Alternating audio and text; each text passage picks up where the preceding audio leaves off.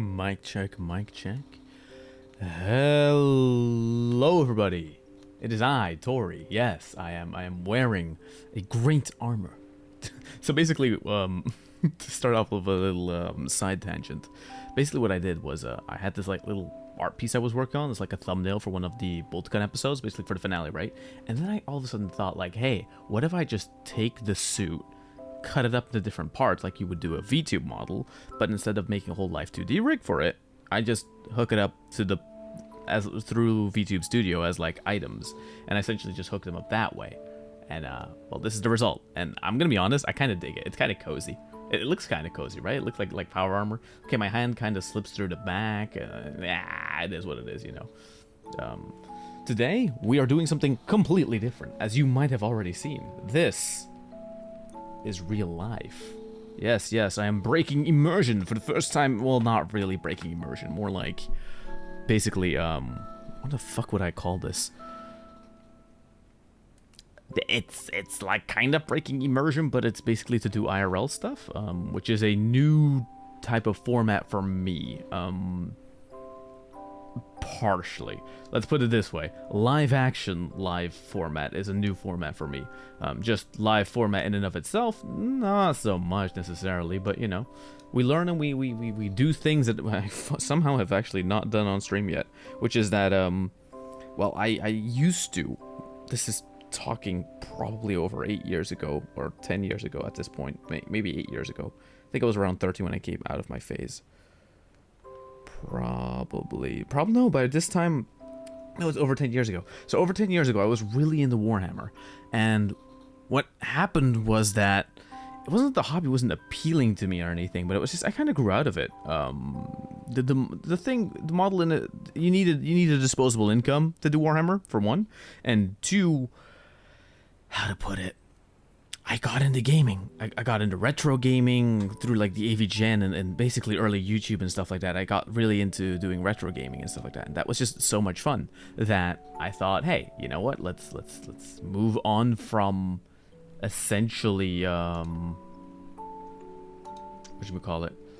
Let's move on from just wargaming and being at least somewhat social to total recluse and an antisocial person, and let's play video games all of a sudden, right? Through Dawn of War and stuff like that, I got more into PC gaming, which then led me down the path of retro gaming, and the rest is history, basically, right? And here I am so many years later. Now, basically, for a while now, I have been eyeing the idea of going back to Warhammer and doing it again, because this is the thing. I need hobbies that don't involve me just screaming at video games.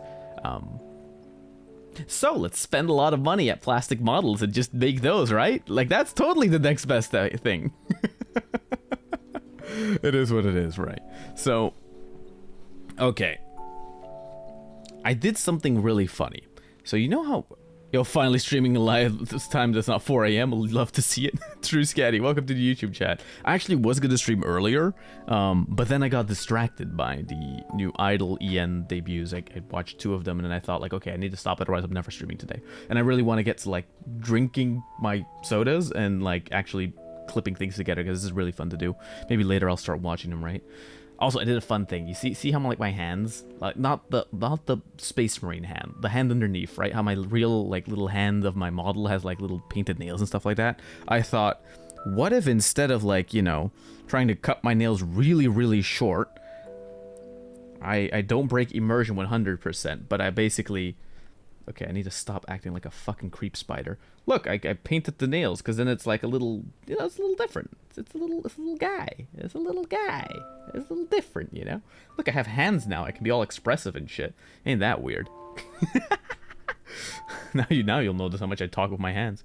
Anyway, to the gaming screen. Because, okay, so this is actually very cool, right? So the camera you're seeing there, which is a Blackmagic Pocket 4K, right, is hooked up through HDMI to essentially where the PS3 or the Switch would be hooked up.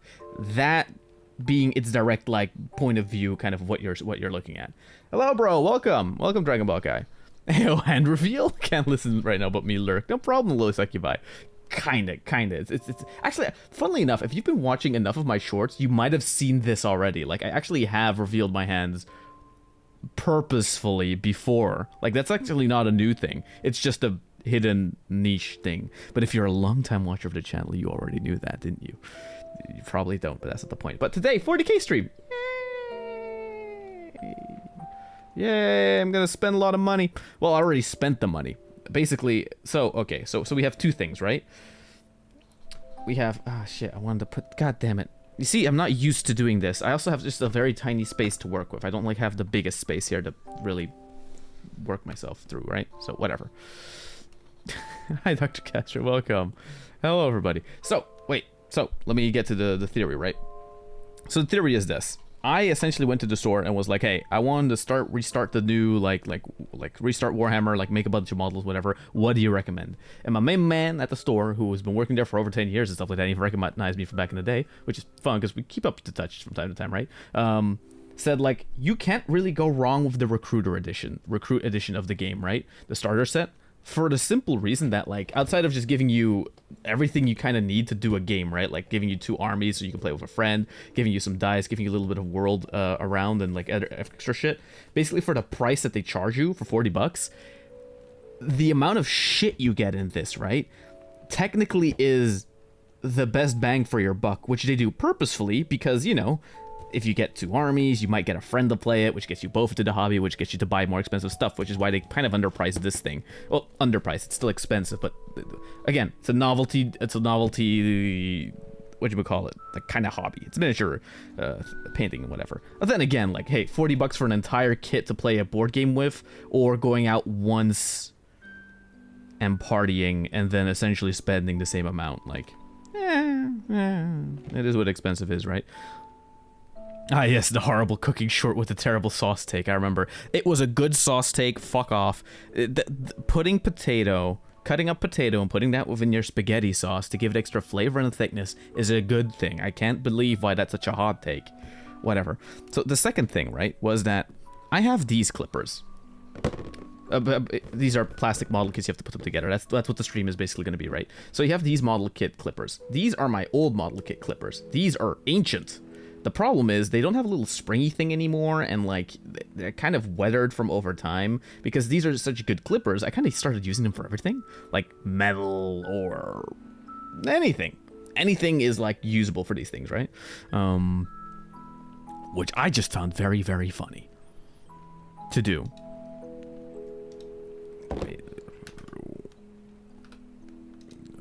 Let's update the stream because why not? So essentially these model clippers are ancient, right? And I said to my main man, like, okay, if I'm gonna like break up the plastics to make these kits, can I get new clippers? And he said, like, yeah, you can get the new clippers, and the new clippers are really good. And then he showed me how expensive they are, and it's like the new fucking clippers go for 40 bucks, and it's like, are you serious? And he's like, yeah, but.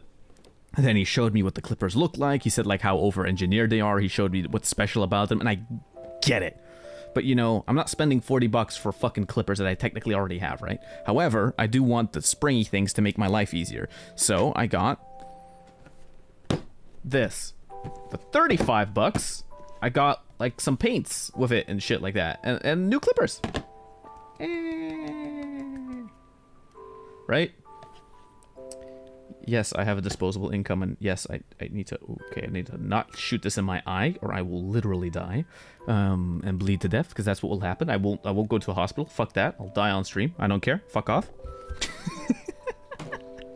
Anyway, so yeah, that's essentially the plan of the stream today. We're gonna open this. We're gonna look at what's inside of here. Because I don't really know, actually. That's the funny thing. I actually didn't, like, ask to really know what's in there. I kind of know what's in there, right? Like, they say on the back of the box. They say, like, you got some dice, you get some model kit, some sprues, and then, like, some cardboard, I think, to make a thing with it. Or whatever. So, look at that. We are doing the Warhammer, like, re-entering of the community again, right now. With the old box set, even though they just now came out with a new edition that they're essentially launching, right? But it's fine. Don't die streams against TOS. No! It is, damn it. Twitch won't let me do anything. Twitch being all like, no, you don't get to die on stream. However, I am also drinking. Look, I can now show you what I'm drinking. I'm gonna be starting my stream out by drinking Lipton iced tea. I feel like I don't know why, but maybe it's the nail. Maybe it's the nail. What do you call it? The nail polish. What the fuck is it called? Nail gel? No, it's not nail gel. I don't know what it is. It makes me want to, like, hit everything like that. I like doing that. That's fun, not gonna lie. Oh, that's... Jesus, thanks. As long as you die off camera, you'll be good. Hell yeah! Okay, so I have a limited amount of space to work with. I need to realize that. I need to be smart about it. So I'm gonna move my little drawing. Get over here. Come on. I'm gonna move that over there. I'm gonna move this water over here because earlier, before the stream, to test out essentially the setup, right? I was painting a tiny bit. I was painting this little minifigure I got. It's like like a lizard man. I was fucking around with the paint, okay? So don't like mind. Don't mind like the quality of it sucking and not being painted very well. I was just testing out the contrast paints and what those would like give as a difference and stuff like that. To basically just test out like, hey, what does this crap look like? What can I expect and stuff like that. If anything, I learned that, hey, I'm gonna have to relearn how to really be fine with my painting, because I kind of gotten sloppy over the years. That's about right. I think. I'm eyeballing it. I'm eyeballing my the sharpness of the camera because that's how good I am. I'm so good for that stuff. Drink reveal. I guess I could put the drink. Put the drink here on the side, so we can have Lipton. And we also have Monster for later, and Arizona. Although I should probably go put these in like a fridge. But then I'd have to walk, and I don't want to do that right now. I'm kind of sitting very comfortable here. However, I'm going to put this out of the way before I fucking knock it over. I'm going to knock over anything. Everything I feel like it. Okay, so how the fuck do I open this? Okay, there we go. I very much watched out like what my level of like closeness I can be to before I like get my face into the camera. So I should... emphasis on should not be accidentally face revealing myself. Ain't that great? Also, Elden Horror, welcome by the way to the Twitch stream. I might as well mention as well. Yeah, we are live on YouTube, Twitch, and TikTok. You know, it's not against TOS. Shut the fuck up. Twitter totally didn't have like a meltdown last week about like, yeah, we don't allow multi-streaming and we have a big small dicks. I don't care. Okay, so okay, that's empty. Ooh, look at that. Look at me doing an unboxing. Look at, I feel like a real YouTuber now. Look at that. Welcome, guys, to the unboxing stream of Minecraft music, because that is the only way to do unboxing streams. Damn it, Stacy. Also, all these paints that you're like seeing around, most of these are like paints I found earlier, but then I also bought like 12 new ones just in case for like to be able to do the colors I want to do for the Space Marines, right? That's the main ones I'm going to be putting together. I'm actually not going to be focusing too much on the Necrons, which is ironic because Necrons were my first army. Necrons were my first army, and I was really into them because they were so fucking cool, right? But then now, because I just want to paint interesting models, it's like Necrons, they kind of have a thing going where they're not mega interesting. Okay. So are they sprued per character? You know what? I'm actually happy. I was actually worried that it would be way too much and it would be very overwhelming. But apparently, it's not that bad. Wait, how many fucking models am I making? Like 6. And then there's like a bunch of Necrons. How come there's so many Necrons and so little Space Marines? That's very weird. Because technically a Necron is... Well, technically a Necron warrior is a civilian. We're killing civilians here. Don't worry about it, once again. I hope you enjoyed the stream. I hope the audio's okay, by the way. I boosted the mic up a tiny bit so it can have a little bit more of that ASMR-y vibe going. And how successful it is, I do not know, but I will be realizing it shortly. So we have bases, which is useful because these are like what the models will go on. We have our... What is this? We have the Primaris Lieutenant on this thing. We have a Necron... The fuck is it? A Royal Warden. Okay. Cool. So it's an immortal with a special cape. Okay. Then we have our 5 Assault Intercessors, which are Space Marines. Special Space Marines. Okay, I need to... Okay, there's a weird angle on the camera because I kind of had to put it sideways so it's next to me, but also not. But I need to hold things normally, as if I'm looking at the thing, but then the camera is looking like sideways down, which is kind of disrupting me and like distracting me, okay? Man, that's so cool. Well, I guess the one downside is that they're all sort of pre-posed. Yeah, they're all like little pegs and stuff like that, so I don't know how much use we're going to get out of our plastic glue.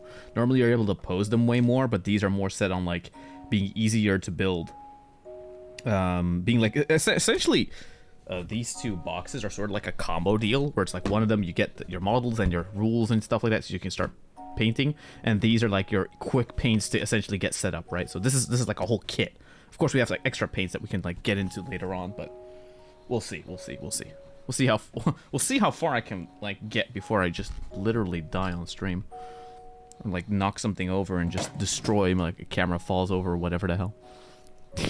Silvicious VT, welcome to the YouTube chat. Hell yeah, bro! Love your nails. It's on brand. Look at, well, okay, the Space Marine hand is kind of covering it, but look at like the hand of my model. You see, it's like we're synchronized. It's like we're synchronized between the model and then my hands, and then that means I don't have to like make my nails very short. And honestly, real fingernails don't look cool. I don't like the way fingernails look in real life. Okay, but like here, this is fine. I dig this, you know? It's a little bit special, it's a little bit different than normal, that kind of crap. So Marine Intercessors, Lieutenant. God, gotta bring the box back, otherwise I don't know what I'm grabbing here. And then we have 10 Necron Warriors. What? Wait, they have immortal guns though. Why? And then we have 10 Knapatek Scarab Swarms. I used to remember them just being called Scarab Swarms, but whatever. Didn't the Necrons nerf themselves? No, the Necrons... So the Necron tier, again, but this is like 3rd edition lore that I'm going to be talking about, because that's the only lore I remember. I know some things have changed, but yeah, whatever. Necrons have never changed that much, right? Necrons essentially, as in lore-wise, right, were an ancient race that went to war with a fairly advanced race. Why? Because their planet sucked so bad that their genes were essentially mutated to the point where their genes made it so they could never survive for that long. So they were very salty about that, weren't given immortal life by the old ones, which is the other alien race, and started a galactic war upon them, wherein eventually they not accidentally, actually kind of purposefully, sort of, they sort of purposely, what you would call it, they sort of purposefully kind of gave up their souls, but it was sort of a deal. They got tricked by it, okay? Now, supposedly, this is what the new lore says, I think, is that eventually some leaders were able to retain some of their, like, consciousnesses, and then they revolted against the Catan, these god beings that gave them immortal life, right? And made it so that eventually they won the war. That's the point. And their sacrifice was their souls or some shit. And now they're all, like, undead automatons. They look like the Terminator, but like cooler and way more epic and like kind of Egyptian, but also not. Don't worry about it. So that is Necrons in a nutshell. Very poorly told. You know. So okay. Knapatek spiders. Wait, since we have the option, right? I could do this. I can sharpen. Wait, no. No. And I can, if I can just align it perfectly well, right? You can see all the details. Or I think you'll be able to see all the details. Maybe you will, maybe you won't. We're going to be building all that. We're going to be snipping it out and putting it together and taking a look at all of it. And stuff like that. It's going to be neat. It's going to be neat. Yeah.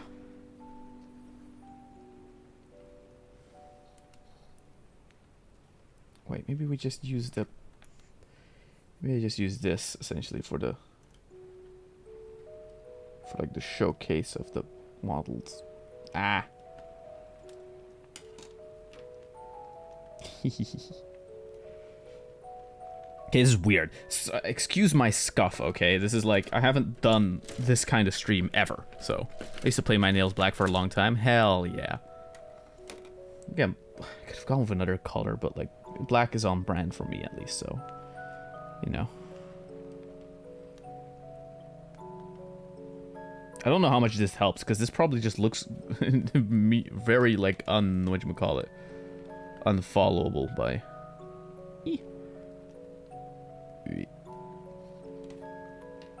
There you go. Whatever. Boom. We did it. Now, I don't know if they're going to be releasing, like, a new recruiter... whatchamacallit? Like, the recruiter box, essentially. If they're going to get a new one, because now the Leviathan update's coming out with, like, a whole new lore and a whole new codex and stuff like that. And whole new rules. So, more than likely, they're going to making a new one of these down the line. But then we'll just make that when that comes out, right? So it's all fine. It's all fine. Don't worry about it. Don't worry about it. Okay. Back to micromanaging my little plate here. There we go. So we have these. Well, the Necro Warriors I'm going to put to the side because I'm not that interested in doing them today. I'm going to take the little clipper today. Snip, snap, snoop, snip. And I'm going to clip off our lieutenant. Oh, wow. That is buttery smooth. Shit. Yeah, compared to, like, the ancient ones that I have. They take, like, what do we call it? Yeah, they are way less precise. These are way cleaner of a cut. Although the new ones that they made, like the 40-buck ones, are very straight, apparently, or whatever the hell. I don't care. So, okay, so the little overseer, or whatever the fuck it's called, I'll putting that to the side. So we get that. We get our Space Marines. These are what we're essentially wanting to do today. We get a couple of dice. That's always neat. Put that to the side. Don't put that on the button.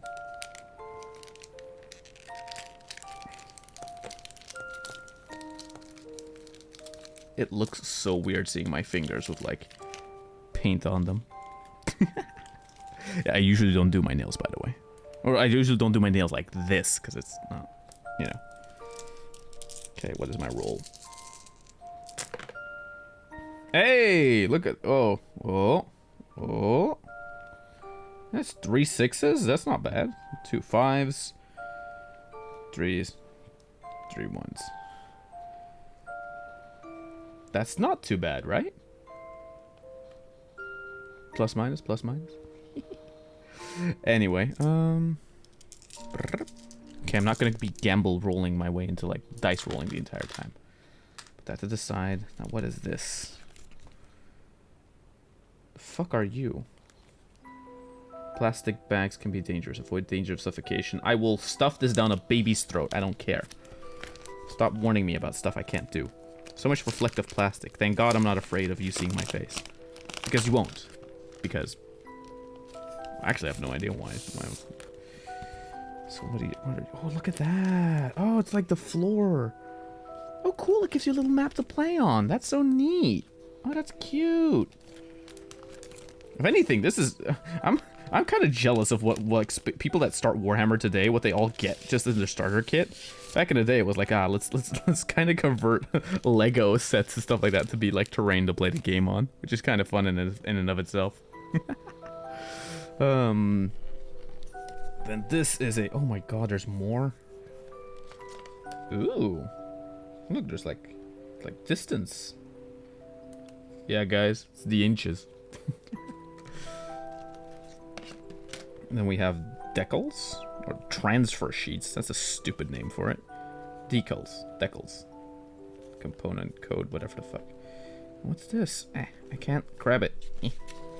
My dainty fingers will not allow it. We got a poster for some Ultramarines. The Avenging Sun. Dawn of Fire novel. Okay, that's cool if you're interested in it. It's cool artwork though. It looks very cool, right?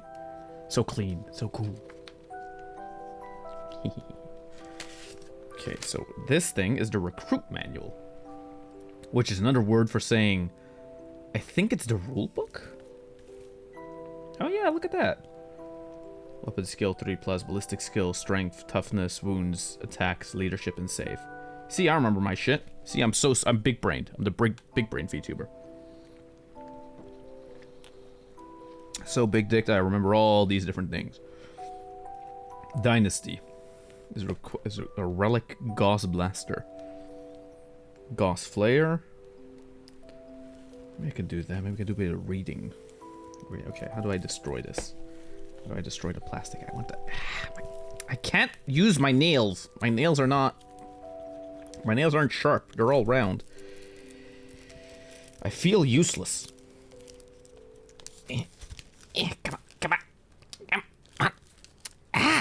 damn it. How can I not? Come on. Yeah. Aha, got it. Look at that. I'm a genius. No, I scratched it. Fuck. Ah, no. No. God. Well, now the Space Marine has a little a little stripe on his face. Fuck. Just opens a new one, ruins it immediately. Great, thanks. Amazing. What am I doing? Actually, I'm having fun with this, not gonna lie. Oh, so much plastic. Fuck. Microplastics.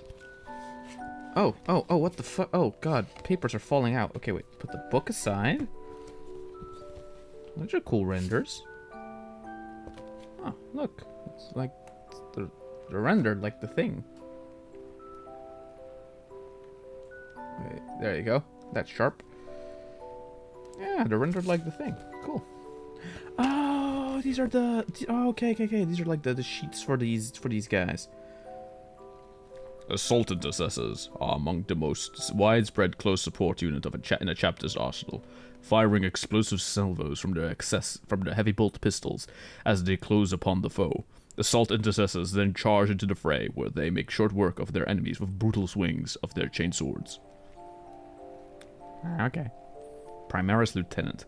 The lieutenants constitute a secondary layer of leadership and strategic implementation within Space Marine strike forces. In addition to their own formidable combat prowess, they act as a force multiplier. Their tactical capabilities allowing their warriors to adapt far more fluidly to changing situations. Okay, this model is equipped with a Neo-Volkite pistol. The fuck is a Neo-Volkite? The bearer has a 4+ invulnerable save. Yeah, fucking fine. Goddamn Space Marines with vulnerable saves. Put that to the side. Knapatek. Wait, let's read it right from here, right? The Royal Warden. Royal Wardens ensure their Lord's will is carried out by the dynasty's vast armies. They possess the initiative to adapt the strategies of the phalanxes under their command with enagrammic logic. While they retain independence of thought, protocols buried deep within their living metal. Courtices? The courtices render them unquestionably loyal. So they kind of have free will, but not really, I guess. It's like they can think, but they can't really, like, decide for themselves, right? Like, they're still loyal. That's pretty neat.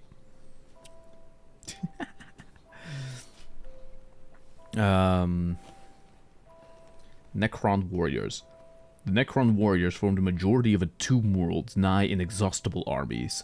They are a core of fleshless mechanoids, ranged in their millions against the vital races of the galaxy. Ancient limbs are corroded with age, yet the strength of their metal sinews has not faded, nor has the hard-wired loyalty to their overlords. So that's the freaky thing, right, with Necrons, is that, like, the regular warriors, essentially, right? Your regular warriors that basically are almost as good as Space Marines when it comes to, like, their combat ability, are essentially civilians. They're regular dead-ass civilians, like, not even kidding. They're what happens when you turn your civilians into your undead Terminator army, which is kind of fucked up, but, you know, you make choices in life, I guess. The Knapatek. Why couldn't they just name them Scarab Swarms? Why the hell do they have to be called the Knapatek? I'm gonna mispronounce that a million times. Knapatek. Fuck me. Scarab Swarms are found throughout the Tomb Worlds and Necron spacecraft, where automated routines compel them to break down damaged matter of all kinds with their entropic mandibles. They feed on organic and non-organic matter alike, converting it into energy, which is rerouted into repair protocols. Okay. Huh. That's pretty cool. So I didn't know that. So Scarab Swarms now essentially lore-wise. Keywords. Where's the will be back? Or, well, the reanimation protocols. That's always I found the stupidest thing, right? Necrons had the coolest ability ever. It was called will be back. It was just a flat out, if your model is dead, you don't kill it. You lie it on its side, and then start of the next round, you roll a dice. You roll a dice, right? And on a 4+, like if I say a 5, so a 4+, it just becomes alive again. It just stands up again with 1 wound. Which was a very frustrating thing that a lot of people hated, because it meant that your strategy basically revolved around getting a bunch of fucking warriors in, and just like kind of beating the shit out of everything that you can get in close to. Maybe getting like a resurrection orb on your lord or whatever to like assist or whatever the hell. They then changed it in the edition afterwards to something called reanimation protocols, but those were worse because you needed a 5+ to like reanimate your Necron then, and that was just sad, you know, unless you were near a resurrection orb, which main resurrection orbs were like necessary. That's all I can remember, by the way. So that's that. So cool. So these are like the sheets, easy sheets to like quickly access like the things. A recruitment manual. Oh shit. For more than 100 centuries, the Emperor has sat immobile on the golden throne of Earth. He is the master of mankind. By the might of his exhaustible armies, 1,000,000 worlds stand against the dark. Yet, he is a rotting carcass, the carrion lord of the Imperium, held in life by marvels from the dark age of technology, and 1,000 souls sacrificed each day so that his may continue to burn. Because the Emperor's like corpse within something called the Warp, which is like hell, but also like space, like a separate dimension, right? His soul burns very brightly, and they have to keep killing people, so his soul stays burning brightly, so they can kind of use it as like a navigation beacon to like navigate throughout the galaxy or some shit like that. From what I can vaguely remember again. I'm recalling like deep lore from the back recesses of my brain rot, essentially. Oh wait, I have to read. I didn't read the rest. To be a man in such times is to be among untold billions. It is to live in the cruelest and most bloody regime imaginable. It is to suffer an eternity of carnage and slaughter. It is to have the cries of anguish and sorrows drowned by the thirsting laughter of dark gods. This is a dark and terrible era where you find little hope or comfort. Forget the power of technology and science. Forget the promise of progress and advancement. Forget any notion of common humanity or compassion. There is no peace among the stars, for in the grim darkness of the far future, there is only war. Like, that's your opening little manual, by the way, as an introduction to this world, which is to say, it sucks. Like, the world of Warhammer, right? People like to do this shit, by the way, where it's like, which fantasy world would you like to live? Which fantastical sci-fi world would you want to live, right? The answer is always not 40k. Whichever franchise you choose, there's only one correct answer, and it is not 40k. As long as you're doing not 40k, you're kind of like Star Trek. You'd want to live in Star Trek. That's kind of cool, you know? Star Wars, you maybe get the Force or whatever. Or even then, it's kind of an interesting world to live in, right? Like you could have a quality life there. This place just sucks. This place is a purposeful sort of like riff on, oh my god, let's not get political. However, the whole point is that whatever seems as an extreme within this property is purposefully made to be so because it is kind of a joke. It's a purposeful satire of whatever, you know, far extremist kind of zealous mega faith-based like religion that humans essentially occupy, right? And they're extremely xenophobic against all other alien races because all other alien races also just hate everyone else. So everyone just hates everyone wants everyone to die, and there's a separate dimension of hell with these evil gods called the Chaos Gods that also want everyone's soul and shit. So, and then you have the Necrons, which are like, essentially they ruled the galaxy before, and then they took a big nap, and now everyone's essentially just wandering along on their lawn, and they're like, what the fuck are these insects doing?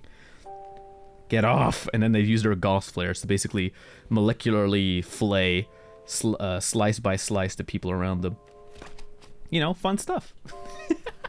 I love as well the Minecraft music. Actually, not gonna lie, the Minecraft music fits this so well.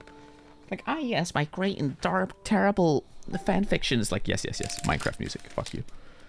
I need to head out now, but have fun doing that thing and trying not to die. No problem. Thanks so much, Scatty. Again, I love anyone that shows up, you know, for just a tiny bit. If you're here for, I don't even remember what the gist is of the sentence I used to say. Is it like, if you're here for 10 seconds, 1 hour, 1 minute, it's all fine. Now, I don't see a manual on how I'm supposed to assemble these little fuckers. So I'm just gonna assume that I'm just gonna do what I remember doing, which is you first open the bases.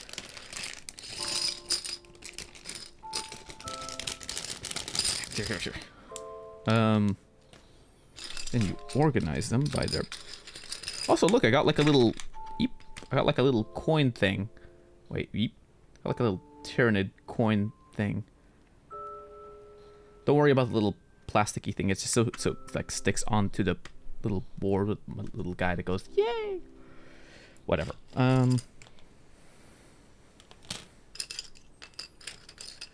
So we have 10 Necron warriors. Just to say...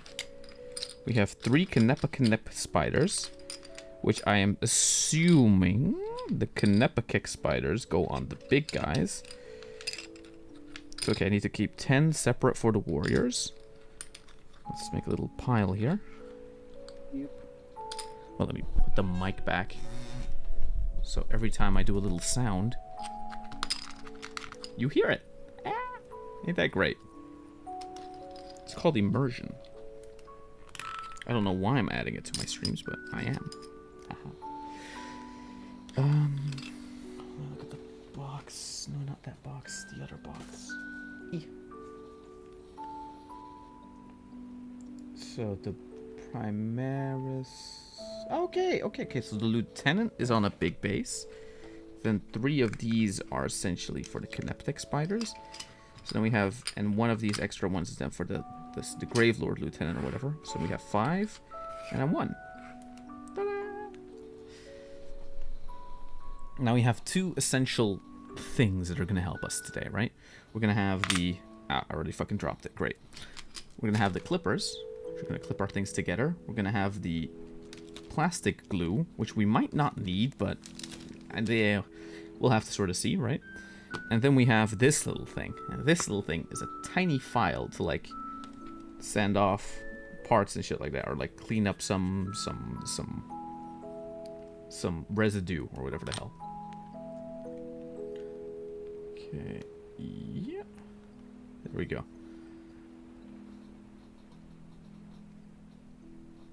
There we go. So now I essentially just have to build here. Okay, we're out of iced tea. Good. So I just have to build here-ish. I'm in such a weird pose, but it's fine.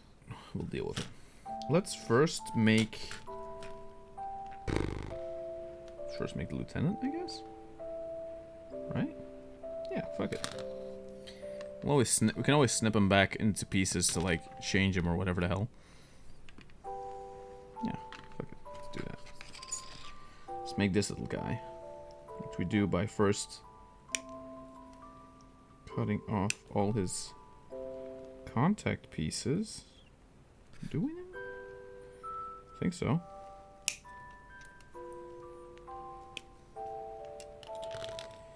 Then going over the sides of this thing, scraping off the tiny bit of extra plastic if it's necessary, and just making sure that the ends of it are sanded down.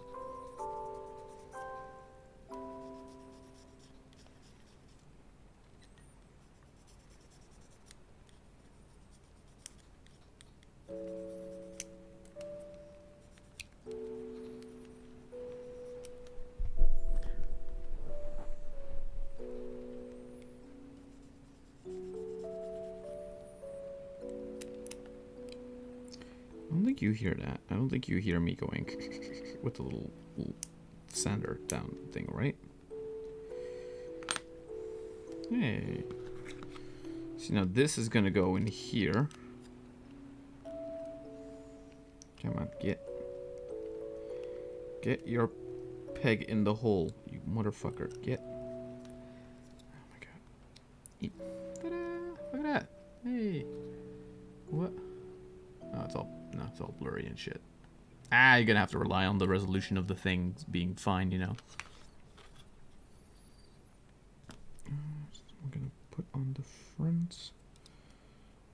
So I'm assuming do not cut off the large pegs that are essentially needed, I guess, for the character.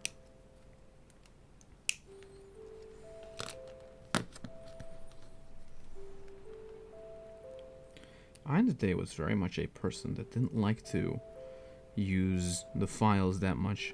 I actually got pretty good at like just sanding it down just by cutting off tiny bits of it, essentially.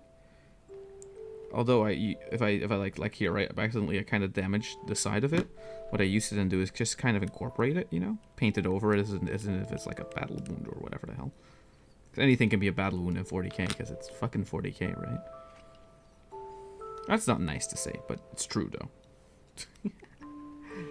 Okay, let's put the peg into the other peg. Oh, no. I have to put the head in before I peg in the arms, because otherwise I can't peg him. Okay, great. The fuck? Where does the have to Oh! There's like a little Necron head, and that then goes into the... Oh, shit. I put his head... Then I put this in the wrong hole. Shit. Let's get it out. Come on. Come on, my guy. Get out the hole. There we go. Haha. Peg him into the correct hole. That's also the wrong hole.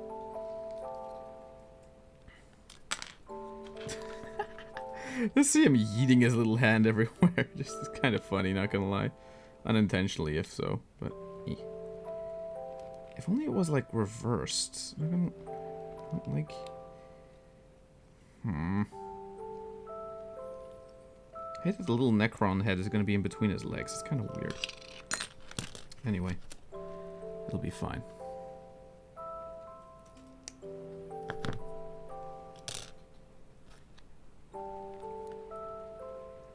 I do have a couple of videos lined up. Just in... Okay, that's something always bugged me about 40k, right? Oh God, thank you, Dark Rebel. Thank you for the follow on Twitch, right? That's the Twitch one. Yes, the Twitch one, not the YouTube stream. Okay, that's on the Twitch stream. Gotta be on point to remember which one I'm actually doing, right? Hi, welcome. No, what I always hated about 40k, like, is you had little tiny tidbits like this, right? What would happen is you would cut it off the sprue, and then it just, like, fling itself to whatever, like, stratosphere it would go into. And you'd either have to catch it very quickly, or you kind of lose it for however long you don't find the thing. Okay, wait, no, fuck it. Okay, changing the order again. I'm putting his little head on the end here, because that'll be more fun to paint.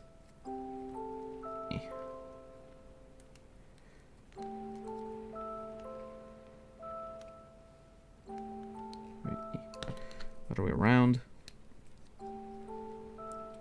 Look at the audience. I have no idea how clear this is what I'm doing. Probably not, but it is what it is. Can you wave at me? Hi. Wait. Hi. It's such a weird look. No.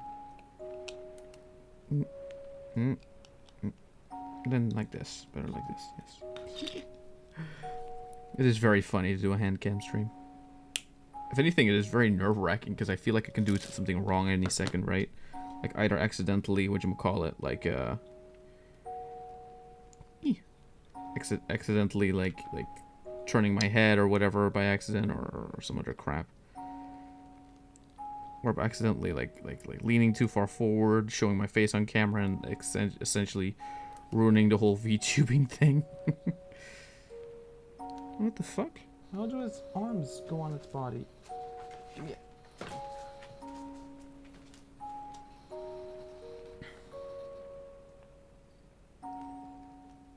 Oh, he has like a little shield on his chest. Oh, that's what that thing is. Okay. I got him. What are you doing? I am creating the starter set. Recruit edition. Starter set of 40k. I'm building that because it's fun. It'll allow me to paint one fucking day, and I'll do that all on stream because I want to, you know, because I need to. I need new hobbies, and this is one of them that I actually really wanted to get into over a while ago, but never just found the time. Not the time. I just never found the willpower to want to do it, you know. And now recently with like Bolt Gun and Space Marine 2 and stuff coming out, I feel like it's. If anything, it's like, it's a good time to get back into 40k. Damn, do I feel like I almost broke something there? Okay, there is a little tiny, like, peg thing for its head here. That's interesting. If anything, I kind of just want to use plastic glue to tap everything together, but, you know, I'm gonna try and be more sophisticated. I'm gonna try and do what the Warhammer tells me to do. Just kind of squish that cat. Yeah. Remember this a little. Yeah. It's... Oh, now his head moves. That I don't like. What? He doesn't need articulation. You're a space marine. You need to be stoic. Oh, okay. Now he's a space marine with a little bit of articulation. So look at that. Wait. Yep. I can even short. Yeah, there we go. Wait, let me put him on his little base to show the progress, I guess, that we made so far.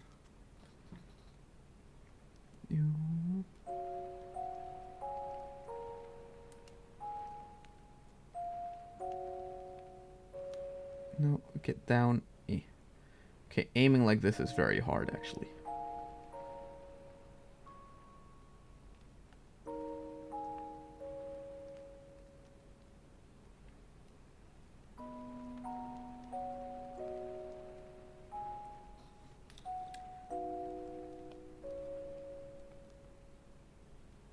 There we go.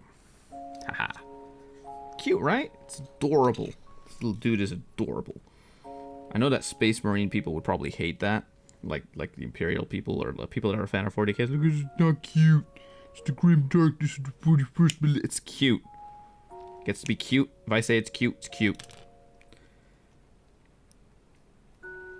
Space Marines are kind of adorable, you know?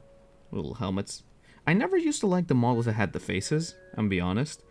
Because I never liked them showing their faces. I always liked the design more of them like being all helmety and stuff like that. Because if anything, the one thing I always hated about Space Marines is that whenever they did show their face, they were always ugly, you know? They never looked like cool action. They always looked like sort of like mutant people. And you know, and then you get the specific me problem, which is like, I like what you can do in video games where you can, like, you know, choose your character to be however you want him to be. So I never liked it that Space Marines didn't give, like, you know, options for female heads. Because, you know, if I get to choose, I'd much rather be. If you know what I mean. It's like in video games, if I get the option to choose what you get to play as, I usually tend to take, like, the female models because I think they have more customization. There's usually also more fashion choices you can do with them and stuff like that. Although apparently that, like, the whole, like, female Space Marine thing is, like, a big argument within the 40k fandom. Because a lot of nerds don't want to, like, concede that, wow, if they could just make more different types of models, that would be better for everyone. Because then they go, like, all like, oh, but the lore. Yeah, it's like they can change the lore. They can change the lore. What do I care? You're not you're a fake fan. I've been a fan for over 10 years. Piss off. Plus, I'm more of a Xeno person anyway, so... if anything... And the Sisters of Battle kind of fulfill that purpose of being female Space Marines, but they don't really, you know? It's not the same thing as, like, having this armor. Which, I don't know. It would just be more face options that I would essentially want, right? Which would, down the line, just mean more customizability. Oh, shit! Okay, the little peg thing actually works very well. Holy crap, look at that. Hey. I love handwork. God damn it. It is a very weird thing to, like... I cannot get distracted by having that thing there, right? Essentially. It's only difficult because my posture now is very ass. And I feel that if I make it more ass, it's just going to be worse. Okay, this thing is very fun to do. Look at that. Oh, God. Oh, thank you for the... bits? Oh, bits! Thanks! Thanks for the bits, holy shit. Now, if you really want to support the channel... no, I very much appreciate it, by the way. However, I would also inquire that if you want to... if you like what I'm doing and you want to support the channel... in the description, or use the command, the hashtag YouTube command, to get a link to the YouTube channel, and subscribe there for more content, shorts, and all, and the streams as well, because they're there in 1440p if you didn't know. I know Twitch people don't like going to YouTube, but, you know, I like YouTube. Wait, no, fuck, I did it wrong. Shit. You hold the box. How does he hold his... oh, he holds his shield like that. Why doesn't he hold his sword? He holds his shield. What kind of... I actually very much like it that he holds his arm up, though. The thing wants me to put his arm down. You know what? Fuck it. We're putting his arm up. He's gonna be combat crying, hurrah! But then we have a little joint hole here. How am I gonna fix that? Maybe I have some Do I have liquid? I don't have liquid green stuff. I have regular green stuff. I don't think I have liquid green stuff though. I'll have to see how we do that. Maybe just some plastic glue to kind of fill that up. That could work. That could work, right? Maybe? Yeah? No? Just like every time I look up, I see my model like dressed up like a little ultramarine. It's adorable. Essentially, I was gonna do bolt gun today, but then I thought like, nah, let's just do this. Because I bought this yesterday and I was like, yeah, I want to do that on stream. Because it'll be fun. Do you like rock? Rock? Like Dwayne "The Rock" Johnson? Or like, what kind of rock do you mean? I need more context. What do you mean with rock? Do you like rock? Open to talk about it. Although The Rock is like an actor, the one downside is that he's not that... doesn't have a great range. Because he always has to like be the biggest and baddest. Which is why like people like Batista or Dave Batista are like a John Cena or a Arnold Schwarzenegger are always like more interesting if you really think about it. Oh, is that it's kind of a normie opinion to have, I think. Probably. It is what it is. So, sometimes I get to have normie opinions, you know? Not every opinion has to be some sophisticated, edgy or like esoteric different thing. Rock music. Oh, rock music is awesome. No, I dig rock music. I'm not that well into specific bands. It's more into like different, it's like the individual songs I'm more a fan of, right? Like if I have to say fans that have recently been on my mind, I've been recently going through a lot of like a Bionicle sort of like, whatchamacallit, nostalgia wave, so like everything from Cryoshell, like Face Me, or Gravity Hurts, or Creeping in My Soul, that shit, fucking great. Then like from my dad, I learned about like some of the classics, Foo Fighters and shit like that. Foo Fighters are great. I want to do a cover of one of those songs one day. I think that'd be fun to do, you know? Everlong or whatever. Everlong or whatever. Makes no sense.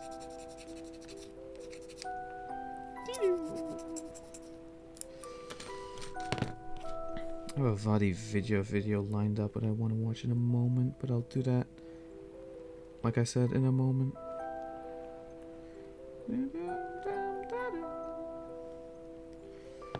Okay, I'm kind of cutting off some of the sides here, but it's fine. It's fine. It's fine. Hawaiian guy, Hawaiian man, the guy is here. I'm a rocker girl, love Hollywood undead bands. Shit, I don't know if I remember that name though. Hawaiian man, by the way, welcome. Thanks for the subscribing, the Prime subscription I saw like 11 hours ago. I just kind of woke up with that. I was like, what the hell? What happened? Like, when? Why? Thanks a lot for it, by the way. Don't forget, if you really want to help out the channel, I appreciate the subscription. But there is a YouTube link you can go to, and that channel needs some more subscribers. It needs more people. Needs more armies. I need more people there. Needs to be bigger and badder. And oh, look at, he's such a cute little guy. I like him more of his arm up though. So I'm gonna have his arm up. I'm gonna find a way to like, because the game wants me to put his arm down to like close the little peg in the side here. But I like his arm up. I think his arm up is cool. Oh fuck. Thanks for the 100 bits. Don't worry, I'm already on that. Hell yeah. YouTube subscribers are the real... Fuck yeah, shit. I don't... This is the one problem. Like, this is how badly, like, I'm... Like, with my Twitch education, right? Like, I don't know what is the value of 100 bits. I think a bit is like a cent, right? So is that like a euro? If so, thanks. Thanks, man. Like, seriously. Still, it is weird. Wait, I'm gonna... Okay, I built a little guy, so I'm gonna do the thing where I... Wait, no, yes, no. No, not this way. Okay. Now I just need to hold him close enough to... Okay, so here is where he's, like, sharp.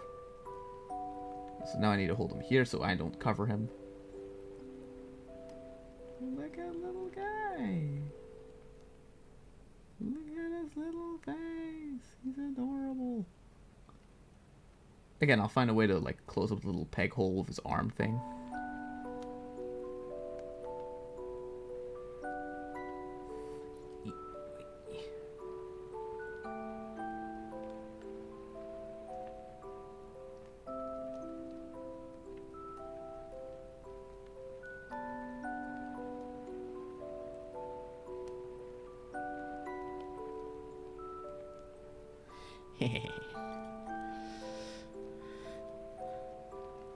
Hawaiian Man 1 is a guy. Oh, that's you! Oh, shit! Whoa, the revelations. Thanks for joining the Discord, by the way, as well. Like, you've been around on YouTube for a while, but yeah, no, I didn't know about the Discord. Wait, let's bring that back to being sharp. Haha. Do I have liquid green stuff? I have regular green stuff. But do I want to already start using green stuff? No. No, we're just going to leave it like this. Fuck it. So we got one dude. One little dude. Put that away. Let's now proceed to make all these other dudes. That are complicatedly... Ew, shit. Wait. 1, 2. 1, 2. 3, 4, 5, 6. Wait, why do I get 6 helmets? And like 2 faces. Wait, I get like a regular screaming face here. Look, this is what I mean, right? Like, look at these. Like, they have regular heads, right? If you'd want, like, not a helmet bro. But, like, the dudes in this franchise always look so, like, fucking ugly, right? Look at this guy here. Look at him with his fucking mohawk looking ass. Screamer. Face. Like, no. No, just no. Where are my cute anime kawaii waifus? How to trigger the 40k fanbase. You just want everything to be you, girl. Yes. Wait, 1, 2. No. These two go together. No. They do. They do not. I am, as they say, confused and confuddled by what I'm supposed to be making. Just take a random side and start cutting off bits. You know?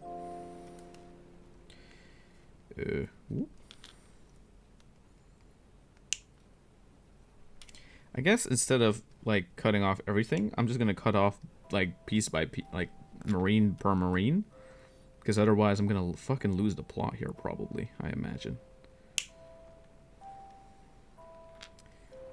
1, 2. Do not cut off the front of the bolt pistol, because we need that. And then his little body here that is made out of little pegs. So little pegs. Whoop. Clickety clack. 1, 2, 3. And then give him a helmet and a backpack. Backpacks are all the same, right? Yeah, they're all the same. Very distinct Space Marines. They have a very distinct form. And I very much like that the franchise is getting a lot of love lately. In the form of, you know, Space Marine, Bolt Gun, all that crap. All the different, like, ones. Okay, let's hold the head so it doesn't just fucking fly off. Eee! Where'd it go? Oh, there. There it went. There we go. We didn't lose it. Okay, stop blowing, Tori, or you're gonna blow the entire thing away.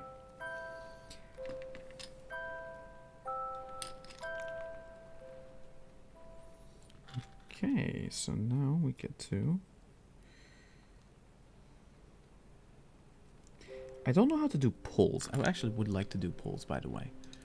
Because if I could do a pull... Manage pull. Aha, okay. Let's create a pull. Oh, shit. Let's not make everything go away.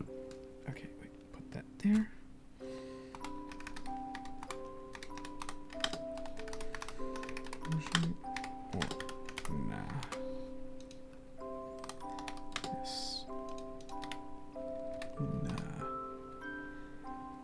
Sitting.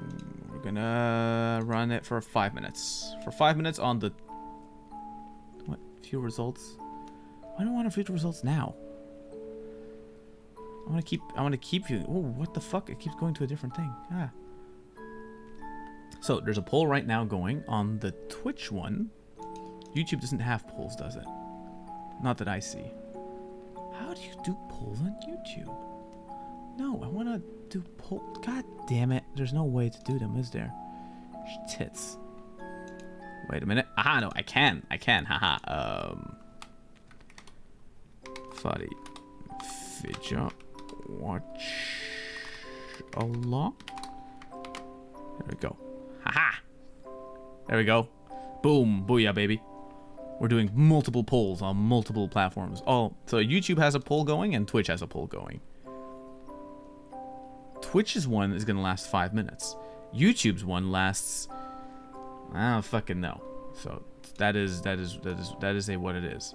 So if you're watching right now, go ahead and vote. And then I will, in the meantime, try to figure out what the fuck I'm supposed to do with this little guy.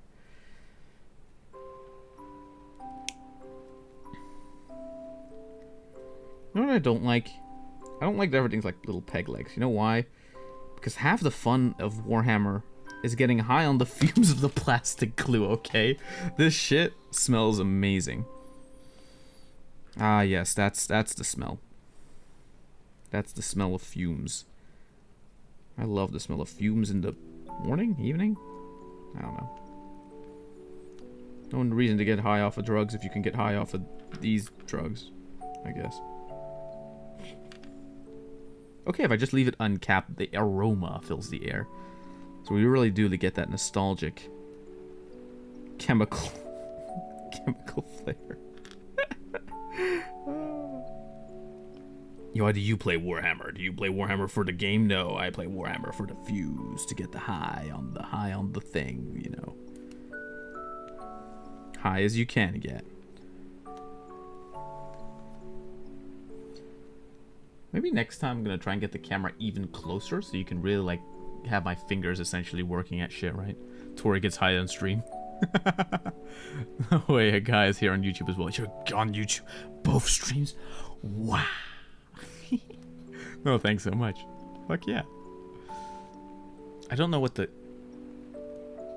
It's probably gonna be a yes, but I'm just gonna let the timer run out because it's gonna be fun, because it's funny.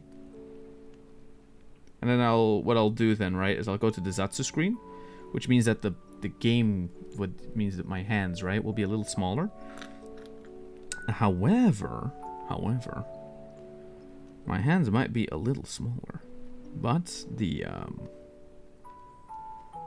fuck is it called? The other thing will be bigger. The screen, the little screen for the watch along will also not be that much bigger, but my model will be bigger, so that's a benefit? Yes. It's the Warhammer week. We're doing all Warhammer things. No, well, not really, because I still haven't put out a stream schedule. I should have done that today, but I decided to kind of just forget about it. I think what was on the schedule was basically me making a YouTube video, and then some game or another. I don't remember which one. I'll have to double check. I can easily double check it in a bit though.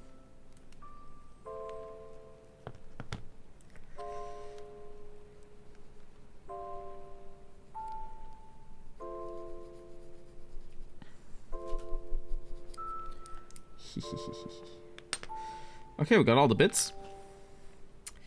Now we can glue them together. No, fuck it, actually.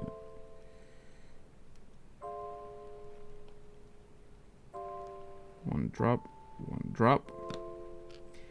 The cool thing about the plastic glue, right, is essentially what it does is it melts the plastic together, giving it a solid connect. Shit! I forgot to put the head in. No, shit. Tits, fuck, tits. Ah, okay. Okay, that was lucky.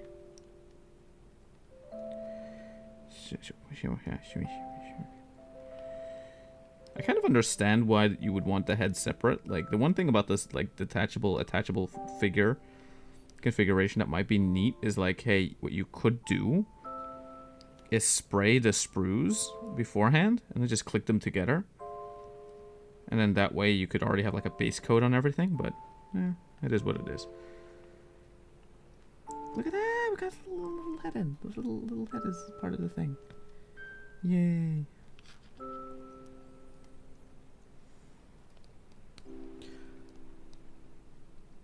Ah, yes is the winner. Duh.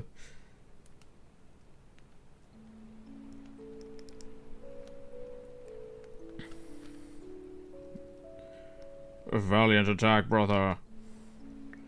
Shoot Gundam down, brother. Pew, pew, pew, pew. No, that's not a bolt gun. A bolter goes like... It's like a rocket launcher. Red Bull shot right in your face. Why does this little hand not want to go on? Oh, it does. I just have to fucking twist it like a fucking motherfucker. Why is he not? You know what? At this... Okay. I was about to say, I'm getting really close to just, like, tearing off all the pegs and just gluing them together how I want, right? Because now I can't, like, do things like this, where it's like, I could have his arm like this. Oh, that is a kind of an awkward angle. You know what? Fuck it. Let's just follow the box and not be too creative today, I guess. Boo. I mean, but if they're giving you, like, if they're already incentivizing you to buy, like, the kit where you cut stuff off, like, at that point, we just give people the plastic glue. It's so weird. Games Workshop has, like, a weird way of being sometimes. Ah? Yeah, let's get the second guy here. Wait, let's use a little totem thing. Let's use this little thing to grab him. He's got too high already. No, I have not. Okay, so. Okay. Look at this.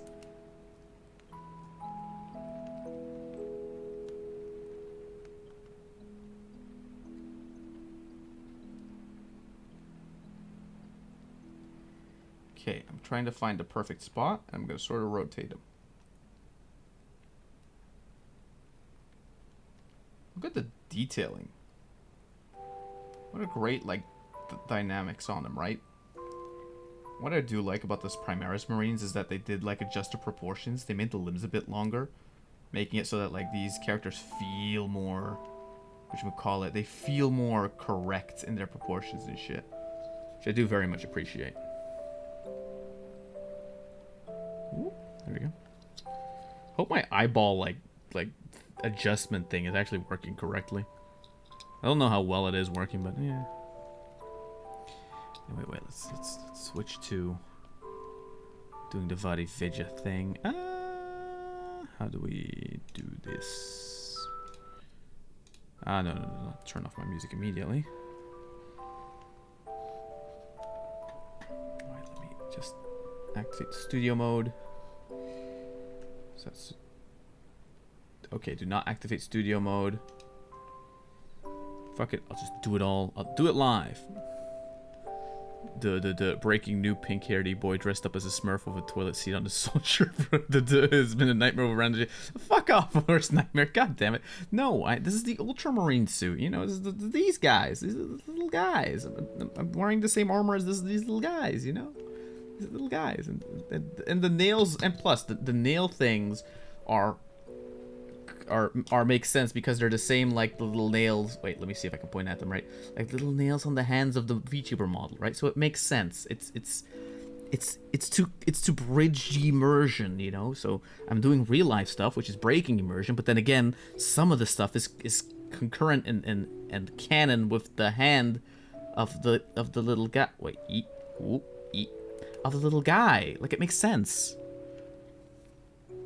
I'm not winning this debate, am I? God damn it. Okay, so we got this guy now. So we got two little guys. Look at that. They were fucking slow, though. If anything, the Vadi Vidya video is probably going to make me, like, hyper-focus, and then I'll get into it. Next on the menu.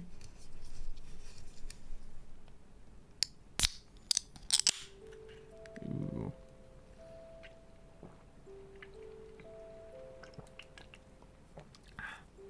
You're fighting a battle you've already lost. What do you mean? What does that mean? What battle did I lose? I didn't lose shit. I only win. I'm a victory. I'm a victory person. I only win things. Like, I win this. Well, technically, I bought this and didn't win this, so it doesn't really work, I guess. But that's not the point. Point is, forget it. Look. Cute stream palette thing.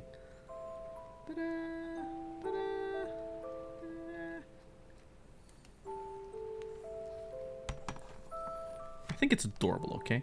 Piss off. Ah! Fuck! Thank you! Oh, thank you for the follow. Shit. That actually jump scared me.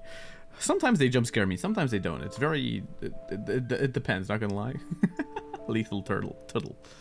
God damn. Oh shit, we reached our follower goal. Ooh. Interesting. Ah. Wait, that mean... Wait, what means? I didn't say shit. Reached a goal? We reached another goal. Proceed me ruining the viewer experience by essentially putting on someone else's video to listen to for five hours. Not 5 hours. Fuck yeah. Again, this is not the hype music for... I need the hype music for like we reached the goal. Do I have hype music for we reached the goal? It would be so sad if someone unfollowed. Hey, that's not how that works. You can't threaten me with that. You can't take it. He leaves, yeah. Oh, I'm trying to think of that David Dafoe. Well, Willie Dafoe, Big Dick Willie Dafoe meme from Spider-Man. It's like, what if after all I sacrificed? Like that. No, I'm not gonna put on heat waves. Middies would be pretty good. Is middies a good... That's a good victory song.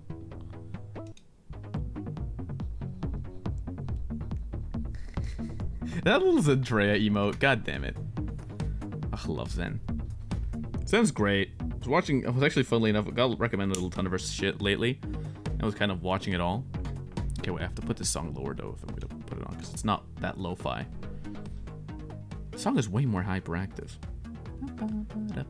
Also, Tori has black nails. Oh god, he's goth and gay. Fuck off! I swear to god. Everyone's a...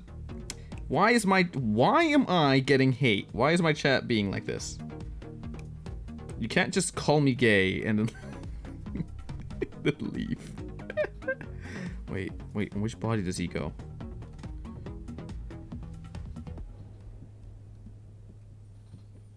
He goes on this guy, right? Yes, this is his second part.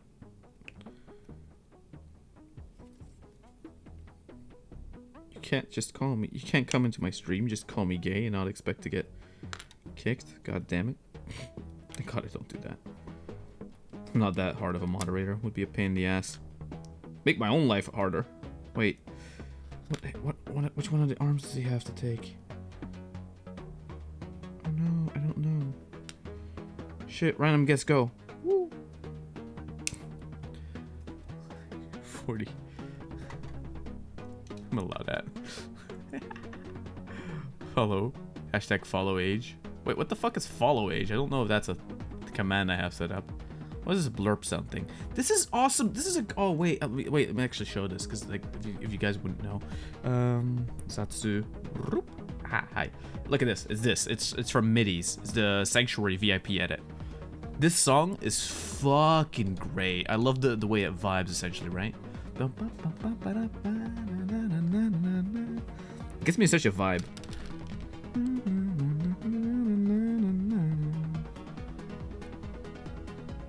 Well, I've been following Tori vtuber for 4 months, 18 days, and 22 hours. You've been following for 4 months? Ugh. Wow, you're a Warhammer 40k fan. Of course you're gay. Confirmed. Every 40k gan is mega gay. True. If you like the Imperium, there's no other way. Problem is, like, I'll say that shit as kind of a meme, you know, as a funny haha meme. And some people just can't take a joke, you know. They're not based enough. They're not on my level. They don't get it. They don't get me, for real, for real. Nothing wrong with it, by the way. Because, duh. It'd be wrong with being gay. But it is also a funny haha meme on the internet, because it's a funny haha meme on the internet for like 10 years now. More. You know what the funniest thing is? I think I played Warhammer 40k right before My Little Pony Friendship is Magic came out, and I started watching that as well. So technically speaking, Warhammer 40k was a gateway into MLP. Now that's a deep cut nobody really thinks about. I followed, then stopped for a while, then recently started watching again. Hell yeah. That's what I appreciate that, you know. Hey man, like, the content in between gets shitty. My mic gets shitty because I forget to like put my my settings correctly like a dingus. You have all the reasons to stop watching. Okay, so this one goes like that. Then his arm would be like that. This arm like that would mean her arm down. I think this would be a more interesting arm then for this guy. Follow age is a default command for stream elements. Oh, so that's why that didn't work. Interesting. Oh, my mic has crapped out recently. Got a new one. Hell yeah. Get that new detailed microphone. Detail of microphone. Okay, fuck it. You know what? I've had it. I've cut off his head. But I've cut off the tiny peg as well. You can't see shit. God damn it. So I'm gonna glue his head on. So his head can be like custom glued. Yeah. Awesome.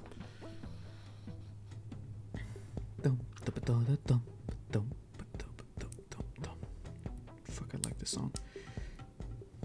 I can't just loop this song for like 5 hours though.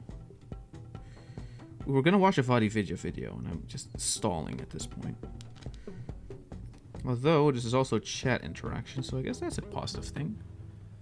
I'm getting a Liwit 250 dynamic mic, I recommend. Oh, I don't know about that one. I haven't heard of that mic. It sounds fancy. Especially when you describe it that way. Wait, where does this second hand point?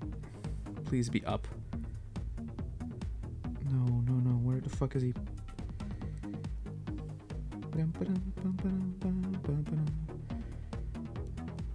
Aha.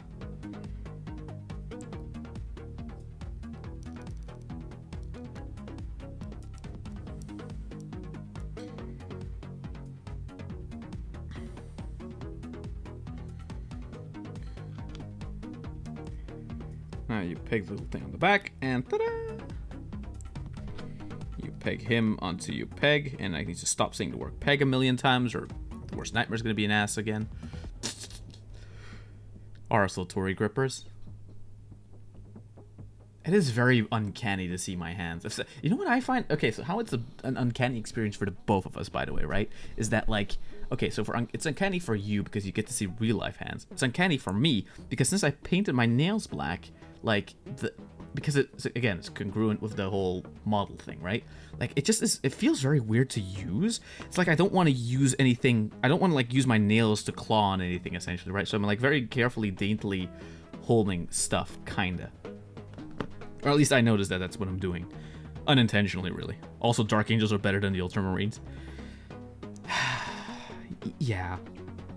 Grey Knights are pretty good too, though. And Blood Ravens are the best. Because they're just kleptomaniac gremlins. That's not property. That sounds like a thing for us. And that's because they're from the Dawn of War game, so that makes them instantly better as well. Okay, look, his head's glued on. Hey, we got a new guy. Look, at this pace, it'll take me all night to make all of these.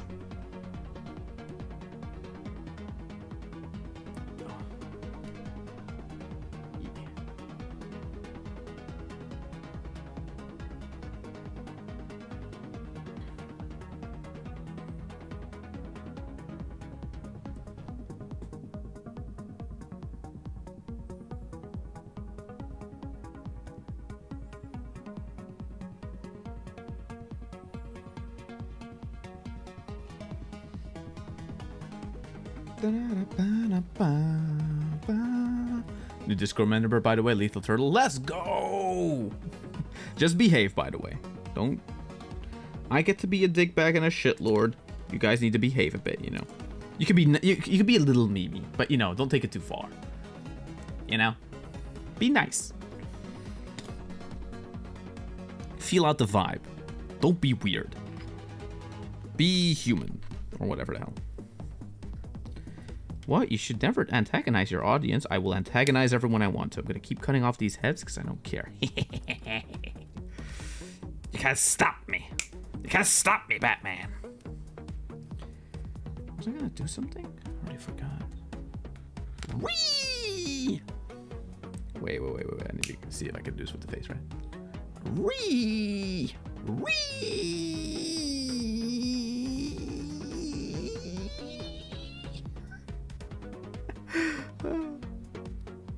I love that Sayu clip, by the way. There's a Sayu clip. There's this other VTuber, right? Synchronicity. Sayu. I don't know what her name is, but Sayu. Sayu is how I know her, right?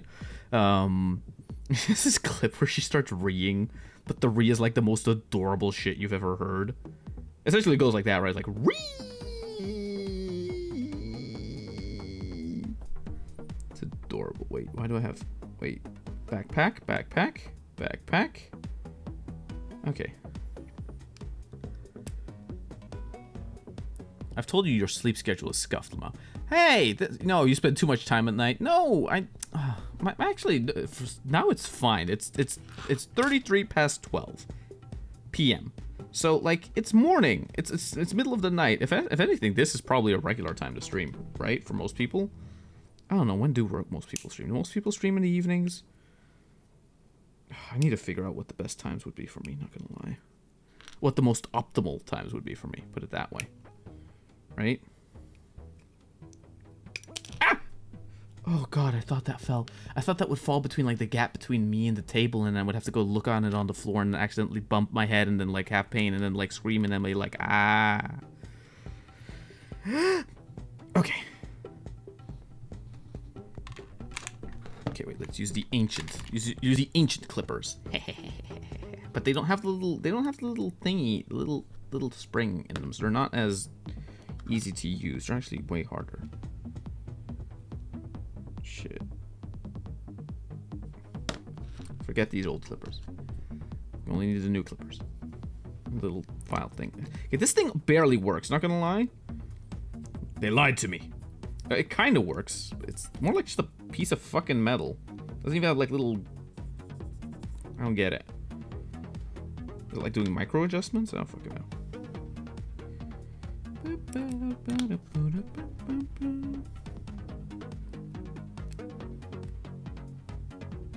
Can you listen to the same song for hours? I can, so I'm probably gonna change it. Wait, I'll change it manually. Give me a second. There we go. Haha. Got him. Guess, I mean, close to going to bed soon, as this is nearly 12 for me. Oh shit, so then what, you're in England? Hell yeah. No, England is further. You would be further than me.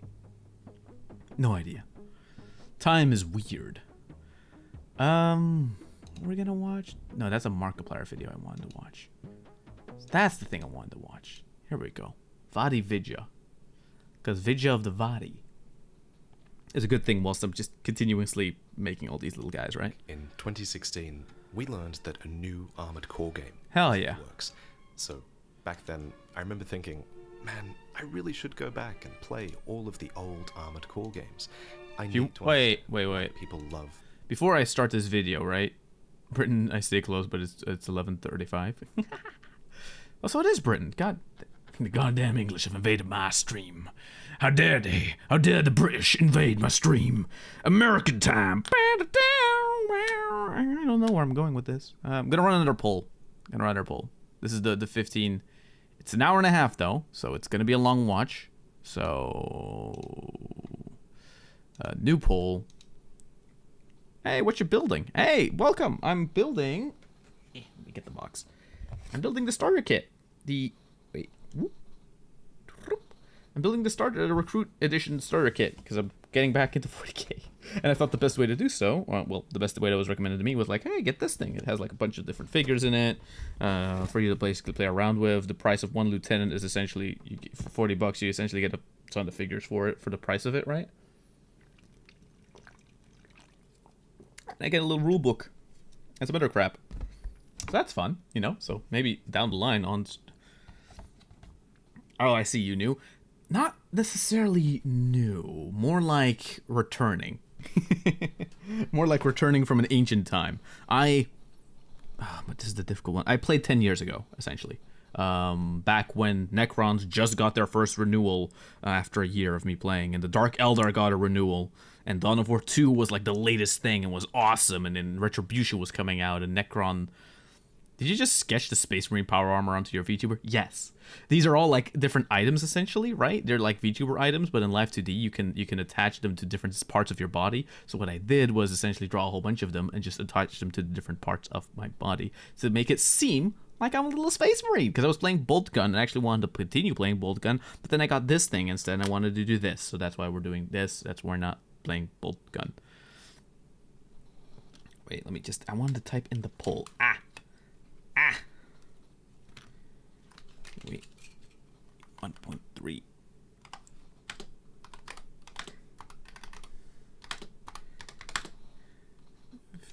Yay. Nay. 5 minutes. Boom. Yeah, 5 minutes, chat. Doop, doop, doop, doop, doop, doop, doop. I gotcha. So an older player who hasn't played in a long time. Yeah, basically the rules for the shit. Basically, I don't know what the new rules are. I played a bunch of kill teams though. Right before a while back, I think I sort of like in between. I once did like outside of 10 years ago, right? I did one time pop back in when Kill Team was just being released, and I kind of played it for a bit with some Dark Eldar. But I only played like 2 or 3 games and I stopped again. So that's kind of a downside. I didn't continue or commit to it, which is kind of sad. However, you know, it is what it is. The cool thing about Warhammer, right, about the game, essentially, right, what I always had was that I know a lot of people usually like to rule fuck a lot, which is like that they basically just argue about the rules the entire time, which is why I liked keeping it simple. What I more liked about Warhammer was less just like the abundance of rules and shit, and was more the, if you could kind of read your opponent, you can sort of bait them into doing shit. It's not manipulation, you know, it's more like they realize, they think that they know what their best move is, but you already can do it before them because you know what their best move is going to be. And so you can anticipate that and then kill them and on the battlefield. And that is very fun. And it's essentially like chess, but like with cool little minifigures instead of boring ass chess pieces. If that makes sense. Why does it open up a new tab every time I want to look at the poll results? God damn, that's so weird. So odd. Understandable, can't always commit to it. It's not manipulation, it's tactics. Clever tactics. Aha. True. Well, that's not what they used to call it. They used to call like, "Hey fucker, how did you know I was gonna be there?" And I was like, "I knew because or okay, that is a bit of manipulation, I'll be honest. Is the when you would kind of sweet talk them into it, where they were like, "Oh, I don't know what to do with my next move," and that would be like, "Well, there's always that place open there, you know," and then they would go there because otherwise they would get hit by a pipe plate by my monolith. Yeah, I was a filthy Necron player, okay? The strategy basically existed out of, well, I have a monolith and you don't, so go fuck yourself. That was the Necron way, by the way. Until they made monolith shit. But I never experienced that because then I already didn't play the hobby anymore. I remember early YouTube as well with like wargaming content that I used to watch, like when you wargame. What the fuck? Hey, come on. Why is it not? Don't tell me it already got stuck. What the fuck? Okay. Okay, now I pressed it too much. Now I'm getting too much. Ah, stop it. Stop. Stop. No, don't eat its head to the other side. Can I guess what faction I play? White Scars? Because Scar Cat, so I don't know, White Scars. That's a faction, right? Ah, tits, I think I got the wrong... Yeah, that's the wrong arm for this guy. Shit. And this is also the wrong arm for that guy, probably, right? Yep, they totally are. Shit. Okay, fuck it. We're doing a custom guy. So this is where you decide that, hey, pegs are stupid. And the game telling you how to play is like the overlords trying to tell you what to do. Now, I'm not going to be committed to the Matrix's... I can't fucking reference that movie without being, like, dumb about it, right? Because everyone uses it now as, like, a meme, but... God damn it. The Matrix decides. I'll decide where I put my sword, not the Matrix's people that put them inside my asshole. No. Okay, wait. Connect. Come on, plastic glue. Come on, you can do it. Yeah, there we go. Nice. Wait, he's gonna have the same fucking pose like the last guy. Tits. That's not what I wanted. No, no, no.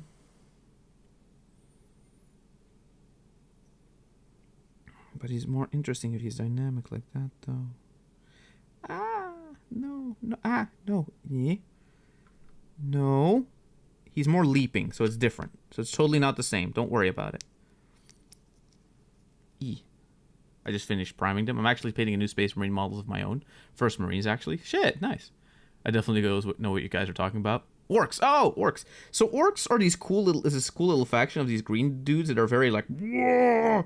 And basically what they have is a special power where whatever they imagine, if enough of them can imagine a thing, right? And if enough of them believe a thing, then that thing will be the truth.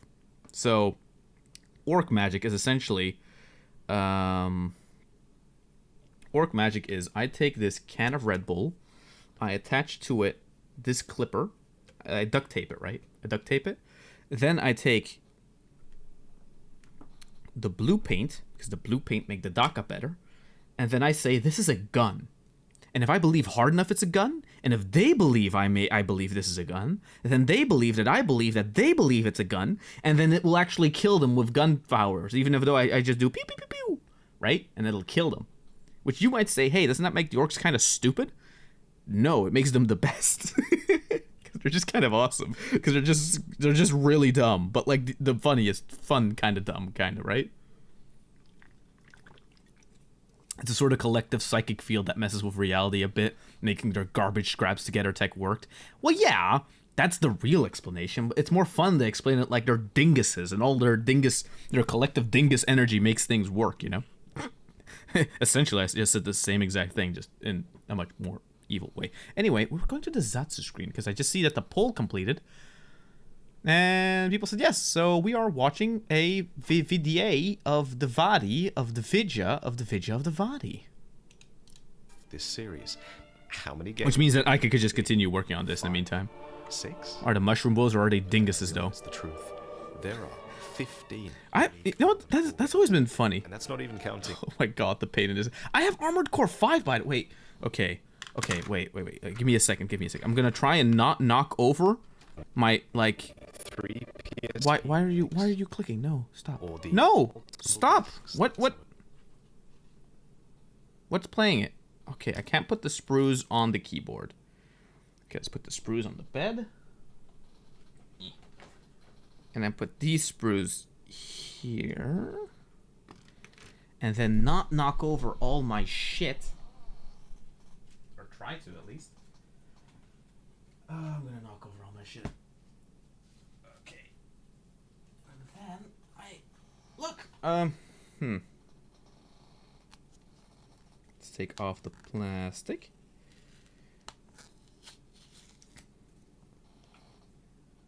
Take off the... whatever. Look! I got Armored Core, so in conjunct with the video, look, I got Armored Core 5. Now, I don't know if the game's any fun. I believe it probably is. I imagine? Play it one day, I don't know when. Ooh, it has a whole booklet in it. Why? What, this game used to cost $60 back in the day? Damn. Oh, it looks clean, though. I'm not gonna lie. Ooh, there's a cool shiny guy on the front. Ooh. Cool robots. I like robots. Which is why I kind of like Space Marines. I just, you know, I don't mind Space Marines, but again, I was a Necron player first, so whatever. Wait, BRB? I fucked up the primer on the Marines, though. I had to strip it off and try again. Oh, stripping. Had the splatter texture all over them. No, the primer came off fine after soaking in the stripper solution. I tried again with a better technique and made sure to shake it a ton and went smoother as butter. Ah, yes, beloved spray cans. I hate them. Just like Pio was afraid to ruin the models. Talking about spray cans, look what I got. Hey. That's how I'm going to paint them. Because usually I come from a time where White Scar existed. Well, it wasn't called White Scar. It was called... whatever the fuck it was called, right? It was the white one, right? The point is that the white spray can existed and the black spray can existed. Abaddon Black, I think it was called. Back in the day. Or was it Chaos Black? One or the other. Point is that, like, I used that for everything, which meant you have to, like, base coat an entire thing black and then, like, add extra layers and stuff over it. Whilst now, shittily painted, I know I was experimenting, right? But however, experimenting with it like getting it. You can get like cool little.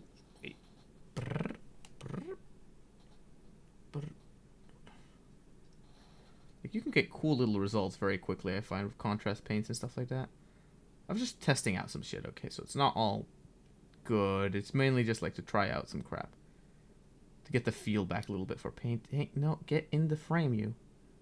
It's really hard to look at the frame when the screen is one way, but the camera is another. Oh, whatever. Yeah, there we go. Put that guy on the side there. Little lizard boy. I know, little lizard boy. I got this guy for free, by the way, because like our Games Workshop does this thing apparently where every month they give like one model for free. So I guess it's my free model. I didn't know that was a thing. So from now on, every month at least, I get to I'll probably start like doing a little stream with like whatever little model they put out, right? Because might as well. I don't know. I actually do very much like what I'm doing now. It's very fun. God damn it! I'll get to the video. I'm very sorry, by the way, if you were anticipating. Of these games have. Back to the. Not to mention the arena modes, the branching mission path. If you didn't know, by the way, vtuber is a YouTuber that if you. Hi, yes, unpopular 2.6 million subscriber YouTuber vtuber is an unknown small indie YouTuber. No, so what he does is he does a lot of Dark Souls content, and what this is about is Armored Core, which is from the same people that is from FromSoft, the same people that did Dark Souls, but just it's a different franchise of them, right? So let's now see if I can make me smaller, so I can make this screen smaller, so I can make that screen bigger, so it can all be fine. Look at that. We're gonna have all the GW stores get a free model. This one was a Saurus Warrior and a Termagant. Ooh. Huh. They're going to have a Tyrannus later this month, I think. Oh wait, this last night, Lamau, well, revision time. Yeah, because they just dropped Leviathan, the new update and stuff like that, which is kind of funny because the box essentially now that I have is technically outdated. However, the models are still fine, for one. And two, whenever they make a new starter set, I'll just get that and then make that on stream. So then I'll have two of them. Ha! Victory. But no. Yes. Video. Hard mode, new game plus, optional objectives, the lore that makes even my head spin. These are complex, challenging, and extremely intricate games. And while they never really hit mainstream appeal, it was Armored Core and its dedicated fans that kept From Software afloat for many, many years. Sadness. And then, sadly, it was those same fans who had to watch their favorite franchise take a back seat. I love the cursed music as well. Software's breadwinner instead. So I wanted to experience these games the same way that I'm the doing old something fans did. wrong. Not with emulators. Oh, it's the wrong clippers. With old hardware and Shit, where did the authenticity and all of the frustration that comes with that. So little baby clippers. Many eBay purchases and over 2,000. Why did he get? Look at him, dumbass. He got all these games, right? He got all the games for it, which was good. But you should have just gotten a PS3 that was PS2 and PS1 games. And they could have all recorded via one console through HDMI instead of doing the whole getting an old retro capture card thing. Whatever. Couldn't have Tyrannus later this month. We'll wait until I saw it last night. Well, my one issue with Leviathan is that I have like 47 pegged models. Damn it all. Well, true. I actually very much more prefer the glue type model that you get to glue together instead of everything being pegged, which is kind of taking away some of the creativity and fun of it. If I'm being honest, if I'm gonna make a complaint, that's my one complaint essentially, right? However, to its credit, it is pretty good. But Leviathan is also very expensive. I don't know, but apparently the box costs like $200. Like, Jesus Christ. It's an expensive box for, a video game I barely play. Not a video game. Wait. A holster? He has a hand. What? So what does this attach to? This attaches to... Oh, this attaches to this dude. So, okay. Yeah, Let me just play the video. Stop it. 3 used consoles, 2 retro capture devices, and 18 absurdly expensive old video games. I was ready, so I went back to the first Armored Core, released all the way back in 1997, and I was thrown straight into the deep end. You must battle against the opponent AC and survive. If you survive, you'll be considered a Raven. That's all. Good luck. This is how Armored Core begins, with you in a fight for your life, taking fire as you frantically run around the arena and attempt to puzzle out the controls. There's literally no guide or tips, nothing, just From Software saying, yeah, you'll figure it out. One by one, I stumble through the controls and try to commit them to memory. X to boost, square to shoot, triangle to change weapon, but when it comes to aiming, something feels wrong. Because these enemies can fly, right? Which means I need a way to aim up or down at them.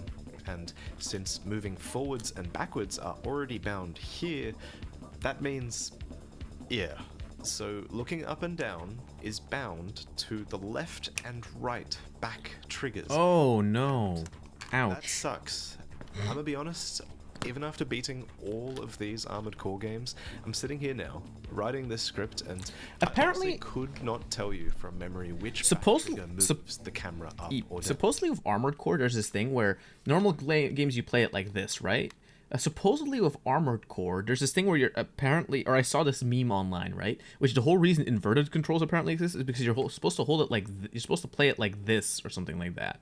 You're like literally supposed to play it backwards or something. I'm not fully certain of this, but something about Armored Core was it that like you don't play it like this, you play it like this in reverse essentially, right?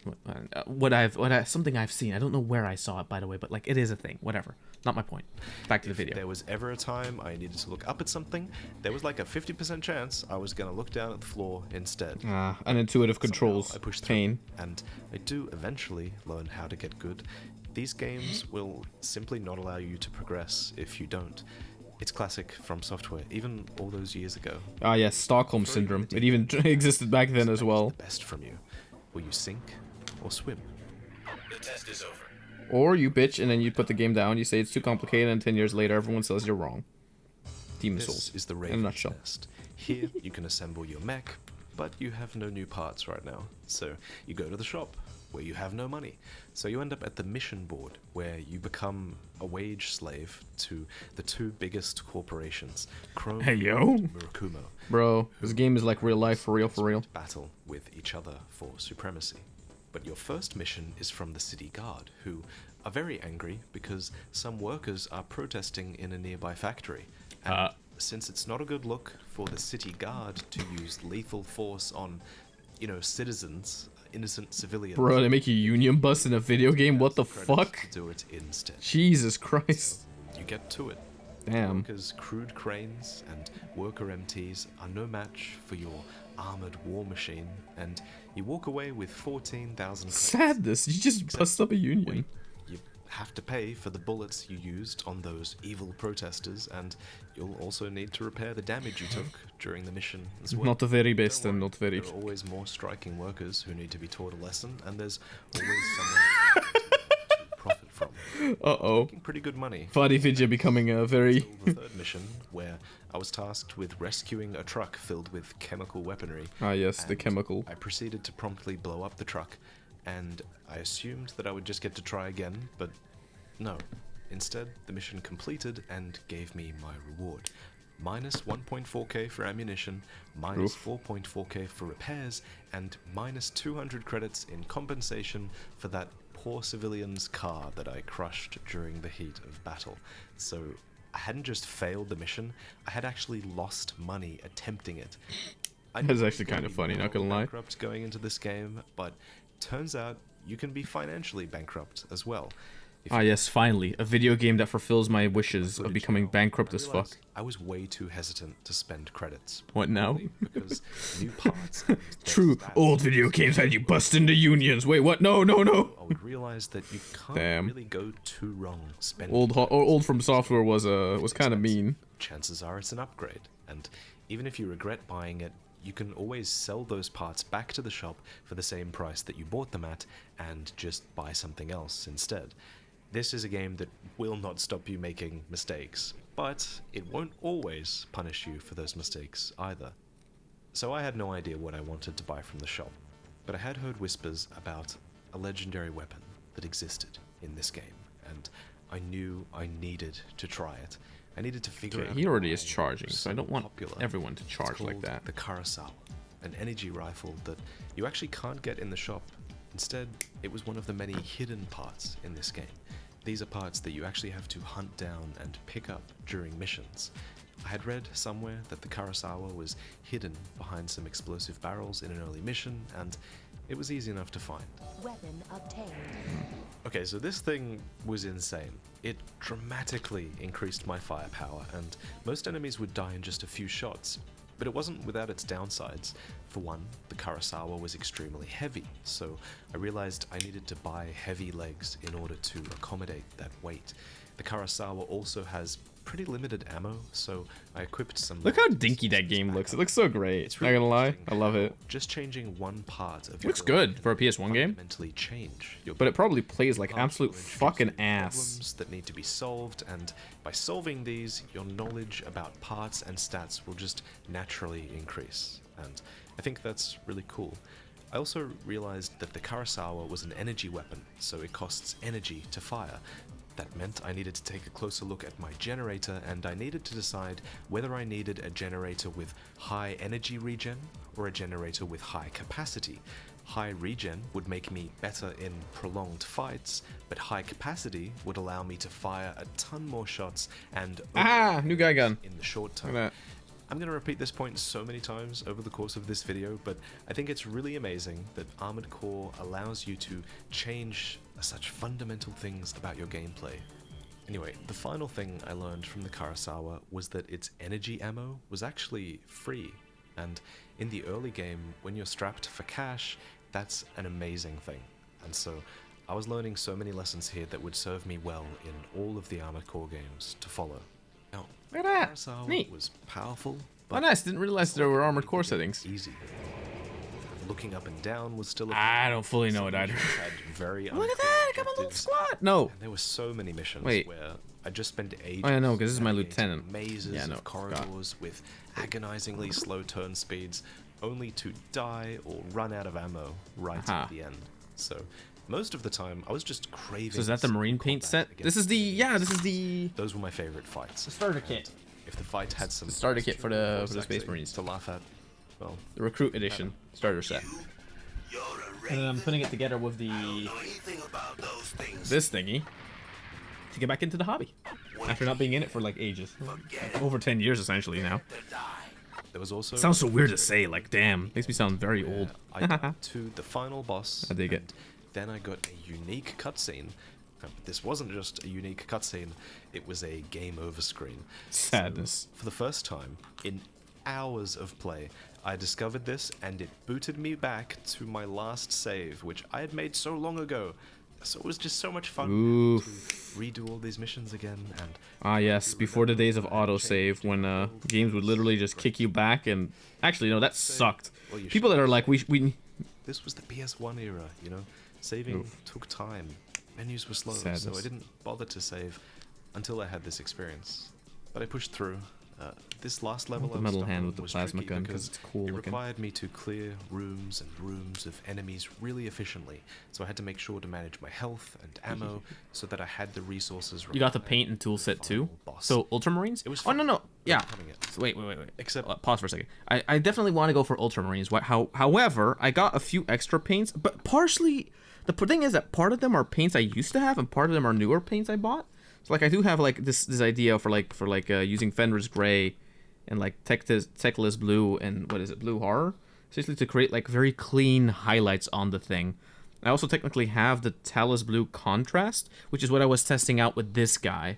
However, I found that Talus Blue Contrast paint on white creates more something of a blue that is akin to Thousand Suns blue, rather than ultramarine, like a more ultramarine-y blue, which is something I would want more, if that makes sense. You know, it's whatever. Paint them however you want. Oh man, you could have waited for a couple of weeks and would have been Nids and Marines rather than Necrons. No, but this is the thing, right? It's fine.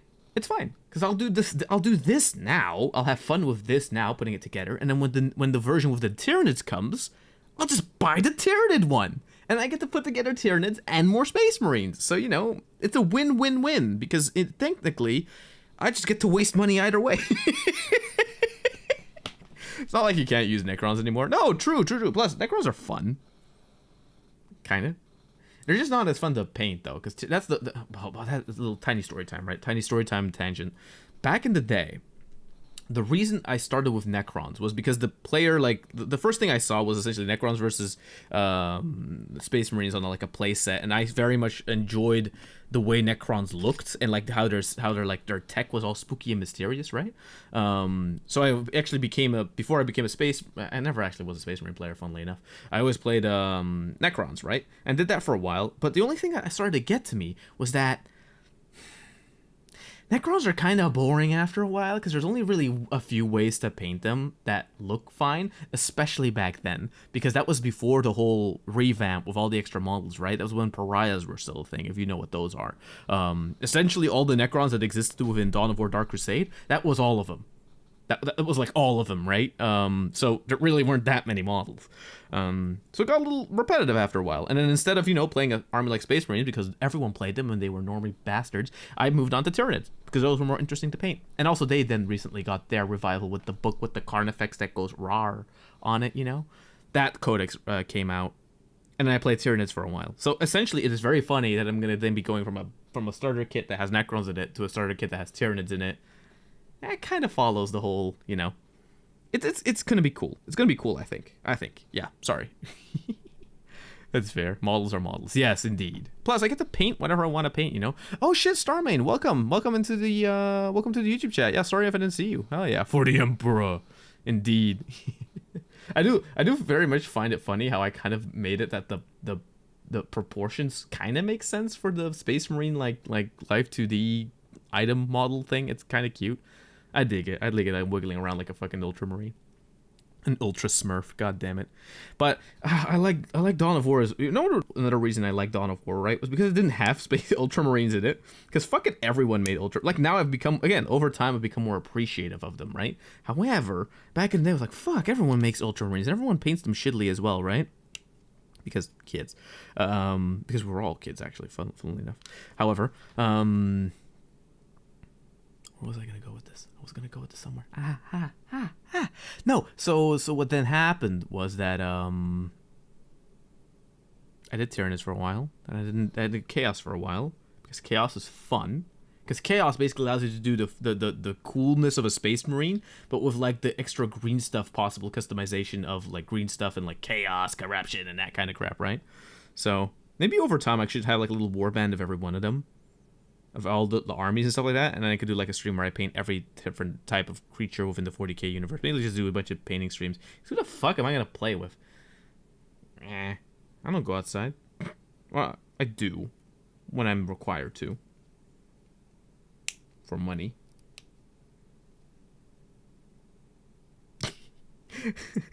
That's a dramatic pause. I wasn't even supposed to do that. Very sorry. This was not the final boss, and sadness. I wasn't done.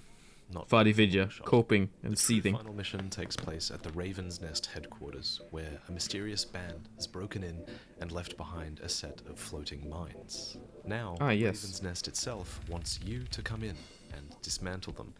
The first part of this mission is simple enough. I had to take out one small room of 5 easy enemies, making sure I used my blade to conserve ammo, because the next room was considerably more difficult, as it was so packed full of enemies that my PlayStation lagged uncontrollably. Oh damn. Room was tricky, but easier. Accidentally I had crushed the thing too quickly. Because while your ammunition and health is restored after completing this second room, if you fail after this point, you'll get game over and have to go all the way back to your last save. Oof. So for part 2 of the mission, you find yourself in this vast square hallway. Lucky for you, there's a way up. Unlucky for you, the devs forgot what game they were making halfway through and decided to start making a platformer instead. But this isn't Doodle Jump, okay? This is Armored Core.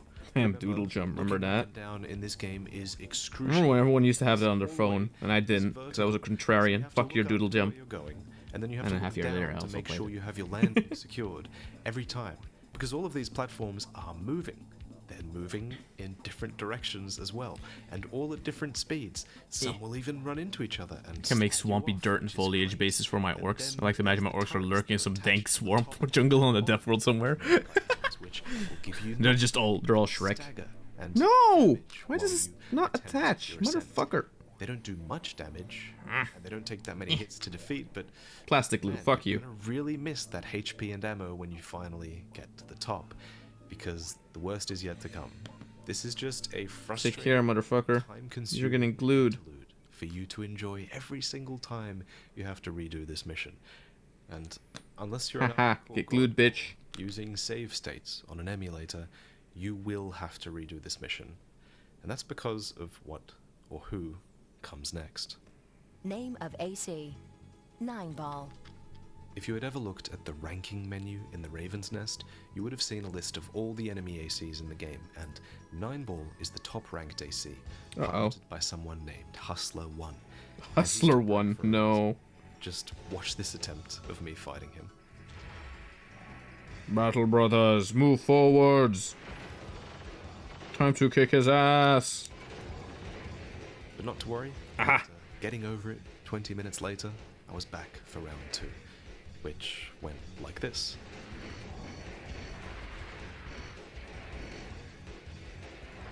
There we go. Oh shit, it wasn't on the... Sorry, you can't see the Vadi video. Sorry. And on Your it video isn't upright. until I simply gave up. There we go. 9-ball is overpowered.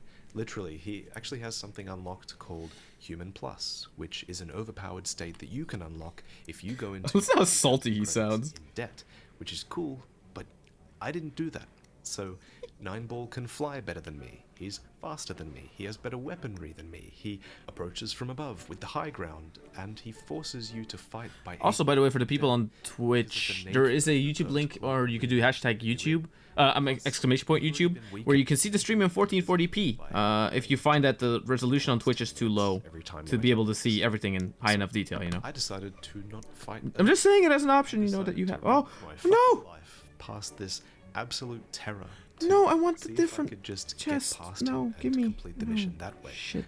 On my Fucking first god escape damn run, it. Piece I of crap. chose Get off! It's the tiny hole that you're supposed Oh, to he's fly his. into. No, the sword's getting loose. Shit, Second shit. try, I made it, but somehow 9-ball managed to get in after me.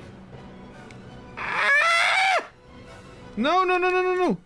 Back then, I guess I had one Get thought in there. my mind here, and that was to flee, to Get run the down the head corridor in the terror, hole.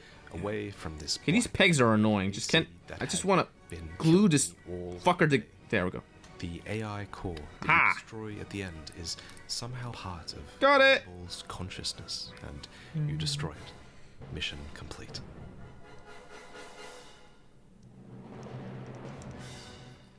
Thank God I don't have to fight that guy again. Next up was Armored Core Project Phantasma, which was released only a few months after the first Armored Core. They were able to do this because while Project Phantasma can still be played as its own standalone game, it's perhaps more accurate to call this an expansion. The game essentially plays the same as the first one, except with new missions, new parts, and some rebalancing arm to old off. parts. You can even transfer wanna your put save the regular from the arm first on, 'cause game it'll be interesting. over to this one if you want to continue with your previous AC build and all of its parts, which is really cool. And this is basically how all of the Armored Core games work. The easiest way to understand how they're all connected is when they're arranged like this. Each row represents a generation of Armored Core. Farewell, brother. you're Take supposed care, brother. to continue. Take care onto your journey There's of Gen many 1 other for the streamers. PS1, Gen 2, 3, and 3.5 for the PS2, then Gen 4 and 5 for the PS3. Hey, 5 is the one I have. Xbox 360. Generations 1 to 3.5 play quite similarly, but the series would eventually change radically in Generation 4. Oh, no, this guy has Again, 2 chain swords. Look at Generation that. 5, as you'll see later on. Anyway, I wanted to try a new build in Project Phantasma, and I'd since learned that the most defining part of your build are your legs. It's kind of like the RPG equivalent of choosing a class. They determine how fast you move, how fast you This turn, guy double wields his your chainsaws movement, because he's awesome. perhaps and most he important, doesn't need a bolt gun, even though in the how rules I could just give him a whatever gun. I don't care. First, I tried some tread legs. Tread legs allow you to carry extremely heavy loads and even allow you to fire heavy back weapons while you're moving or flying, which no other leg part can do. You're getting a This mechanical comes at the plasma gun. cost of your movement and flying ability, and one mission was enough for me to decide that this was not for me. Like, imagine completing every mission in the game going this slowly. Yeah. What I ended up settling on were quad legs. Quad legs are kind of like tread legs in the sense that they allow you to fire heavy back Bit of a weapons weird while you're moving, posture. though you can't fly while you do so. But unlike tread legs, quad legs exist on a bit of a spectrum where you can equip heavy load-bearing quads, but also fast Ta-da! quads as well. I opted for Why do I have extra bits? now, lightweight ACs are kind of hard to put together because there's a lower weight limit which prevents you from choosing stronger, More sprues, weightier parts. more box. So Where's the box? There's putting the box. this build Put it back in together the would box. require a lot of trial and error. But I There's realized good news and there bad was news. We no still have more separate characters to make. Now we have a whole bunch of Necrons. space called the Arena. So The Arena we did all is the exclusive Marines. against enemy ACs in one-on-one We now have. combat, ranking up and earning credits as you go. And while enemy ACs are some of the toughest enemies that you can face in these games, there are no ammo costs here. and Over now. only Hey, Recruit Edition. Yes, it's the best of all, it It's the teaches you starter edition, different starter box. enemy builds, and it So, you know, shows you what works, getting back into the hobby. doesn't So work, and it shows you the thought this limits was of the your best way to probably do it. It's the you know? perfect space to Neat, right? refine and adjust your AC into a machine lot of that's value capable of for taking what's on all some in the of box, not gonna hardest lie. fights in the game, and Probably the best that's part. what my build quickly became. At least I think so. Fast, lightweight quad. Started with the elite machine gun one. arms Ooh, and ammo the one with a little canisters bit more on in its it. back. A build designed to Fun fact, it's the most valuable box right now. and It is! to It is! around Give us little bugs. staying No, not little bugs. No, but that's the thing, right? Like, it got explained to me because the Games Workshop guy that I know, for doxing reasons, can't say which one it is, but like he's a very nice dude. He talked about it, but it makes sense, right? Like, so the sneaky, it's actually a perfectly reasonable market reason, right? However, Necron Warriors boxes now cost the exact same as a Recruit Edition box. Exactly, so you just might as well just keep buying these, right? No, the reason why, and it makes sense the way he explained it as well, right, is that, like, the reason this is so expensive is, for one, they can print these in bulk and know they'll get a return on them because people are going to buy them because they're that good value, right? But the other reason why they're good value is because since they include all this little extra shit that doesn't cost them probably that much, right? They know that, hey, just in case, let's say you buy this box, right? You get 2 little armies with it. So with those 2 little armies, you have a higher chance of maybe getting a friend involved and maybe teaching the rules simplified to a friend to get them to play it. And therefore, you know, everyone starts playing the games together like that. The big thing that they're also like working on that I heard, or this has probably been out for a while. I don't know. I don't follow Warhammer news too much, right? You guys probably know it better than me. Is that they're working on a way for, like, it's going to be a special game mode supposedly where the combat patrol boxes, what were used to be army boxes, but now they're called combat patrol boxes, right? And they're like, they're like an HQ, a little bit of a troop, a little bit of a thing, right? Whatever.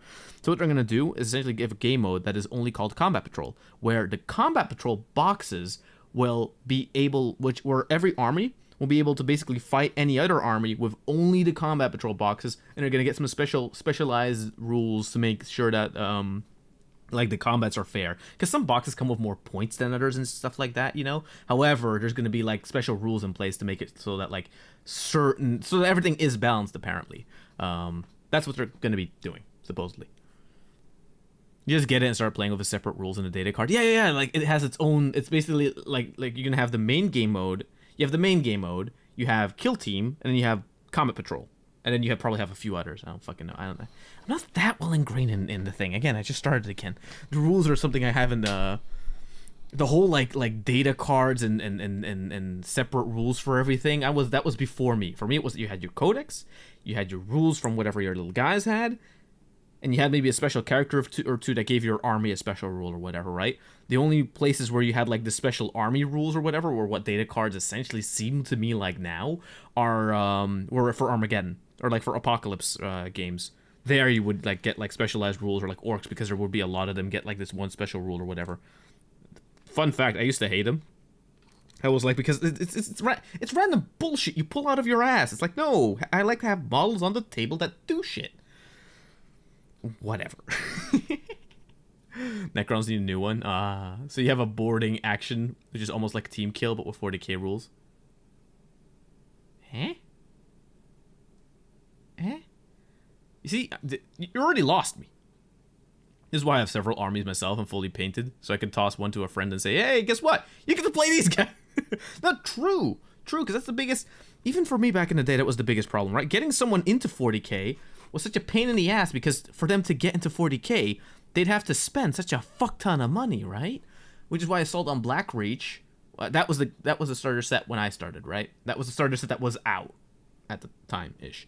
It was like, yeah, very neat, but I wasn't interested in orcs or Space Marines, so I didn't want to get it. You know, which led that, okay, you want to do any other army? Well, combat patrols weren't a thing yet, and the army boxes were less value, I think. I just remember them being very expensive, right? For relatively what you got in them, because it was like, oh yes, you get a bunch of Necron warriors. But it's like, I don't want Necron warriors, I want Immortals.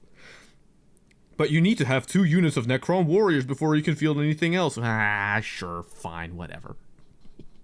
That's the only thing. That's the other thing why I started playing Tyranids instead of Necrons, was because there was so little variety, and that got like, ugh. Assault on Blackreach was like the most popular box back in the day, so I'm told. Started this hobby 3 years ago because of the pandemic. That is a weird. Actually, no, that doesn't make sense. No, Assault on Blackreach was the shit. Because okay, you got like a captain, right? It had like a Space Marine captain, if I remember correctly. It had a dreadnought. It had 2 squads, I think, or at least 1 squad of Space Marines. You got a big ass orc war boss. You got a bunch of boys. You got 3 Defcoptas. It was really filled. That's what I remember. Like, actually, like, value-wise, that box was pretty good, actually, all things considering. The downside was everyone had the same orc war boss. You were fighting the same...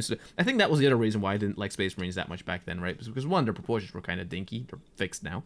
And 2, everyone had them, and I didn't... And I was a special kid. I had to be unique, you know? So I nobody plays Necrons. Like, fuck it, I'll play Necrons. Fuck you all. God damn it. And in the time I've collected Space Marines, Necrons, Tau, Imperial Knights. Yeah, Imperial Knights are a separate army as well. I keep forgetting that that's apparently a thing that came out. Some of the old started collecting Crackdown value. Yeah, no, true. I'm getting into Tyranids with Leviathan. Tyranids are fun, but the cool models all are like the big models that do cost a lot, so it's sometimes not always as fun for value. Okay, what the fuck? Okay, so these... Okay, pull up box and look at box. So, Okay, I got it. No problem, I got it. I got you. So step 1. We put aside the Necrons. And we start with the little Tomb World Overlord Lieutenant motherfucker. Little Immortal with a cape. That's how I'm calling him, because he's an Immortal with a cape. Kind of funny. Well, I have no legs to stand on for value because the box is being gifted to me by a friend since I missed the pre-order window. Oh shit, that's nice. Although Leviathan is like a $200 box, so that like there's a lot. Although apparently, if you were to calculate what's in the Leviathan box, right? If you were like, think about it. The Dreadnought costs like 60 on its own. A Carnifex costs like 60 on its own. That's already 120. So like, the value that's in the Leviathan box compared to if you were to have to buy the thing separately would probably be around 800. So if you can get that for 200, like, it is pretty good, all things considering, right? Maybe more. Yeah, like it is very much, it is a very, I get it. if anything, it took me years to finally realize, like, yeah, no, Warhammer, because of this thing, right?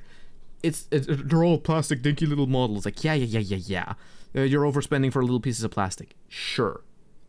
However, they're all very nicely detailed nowadays, right? There's not like a model where you can say like that model looks like ass, whatever, right?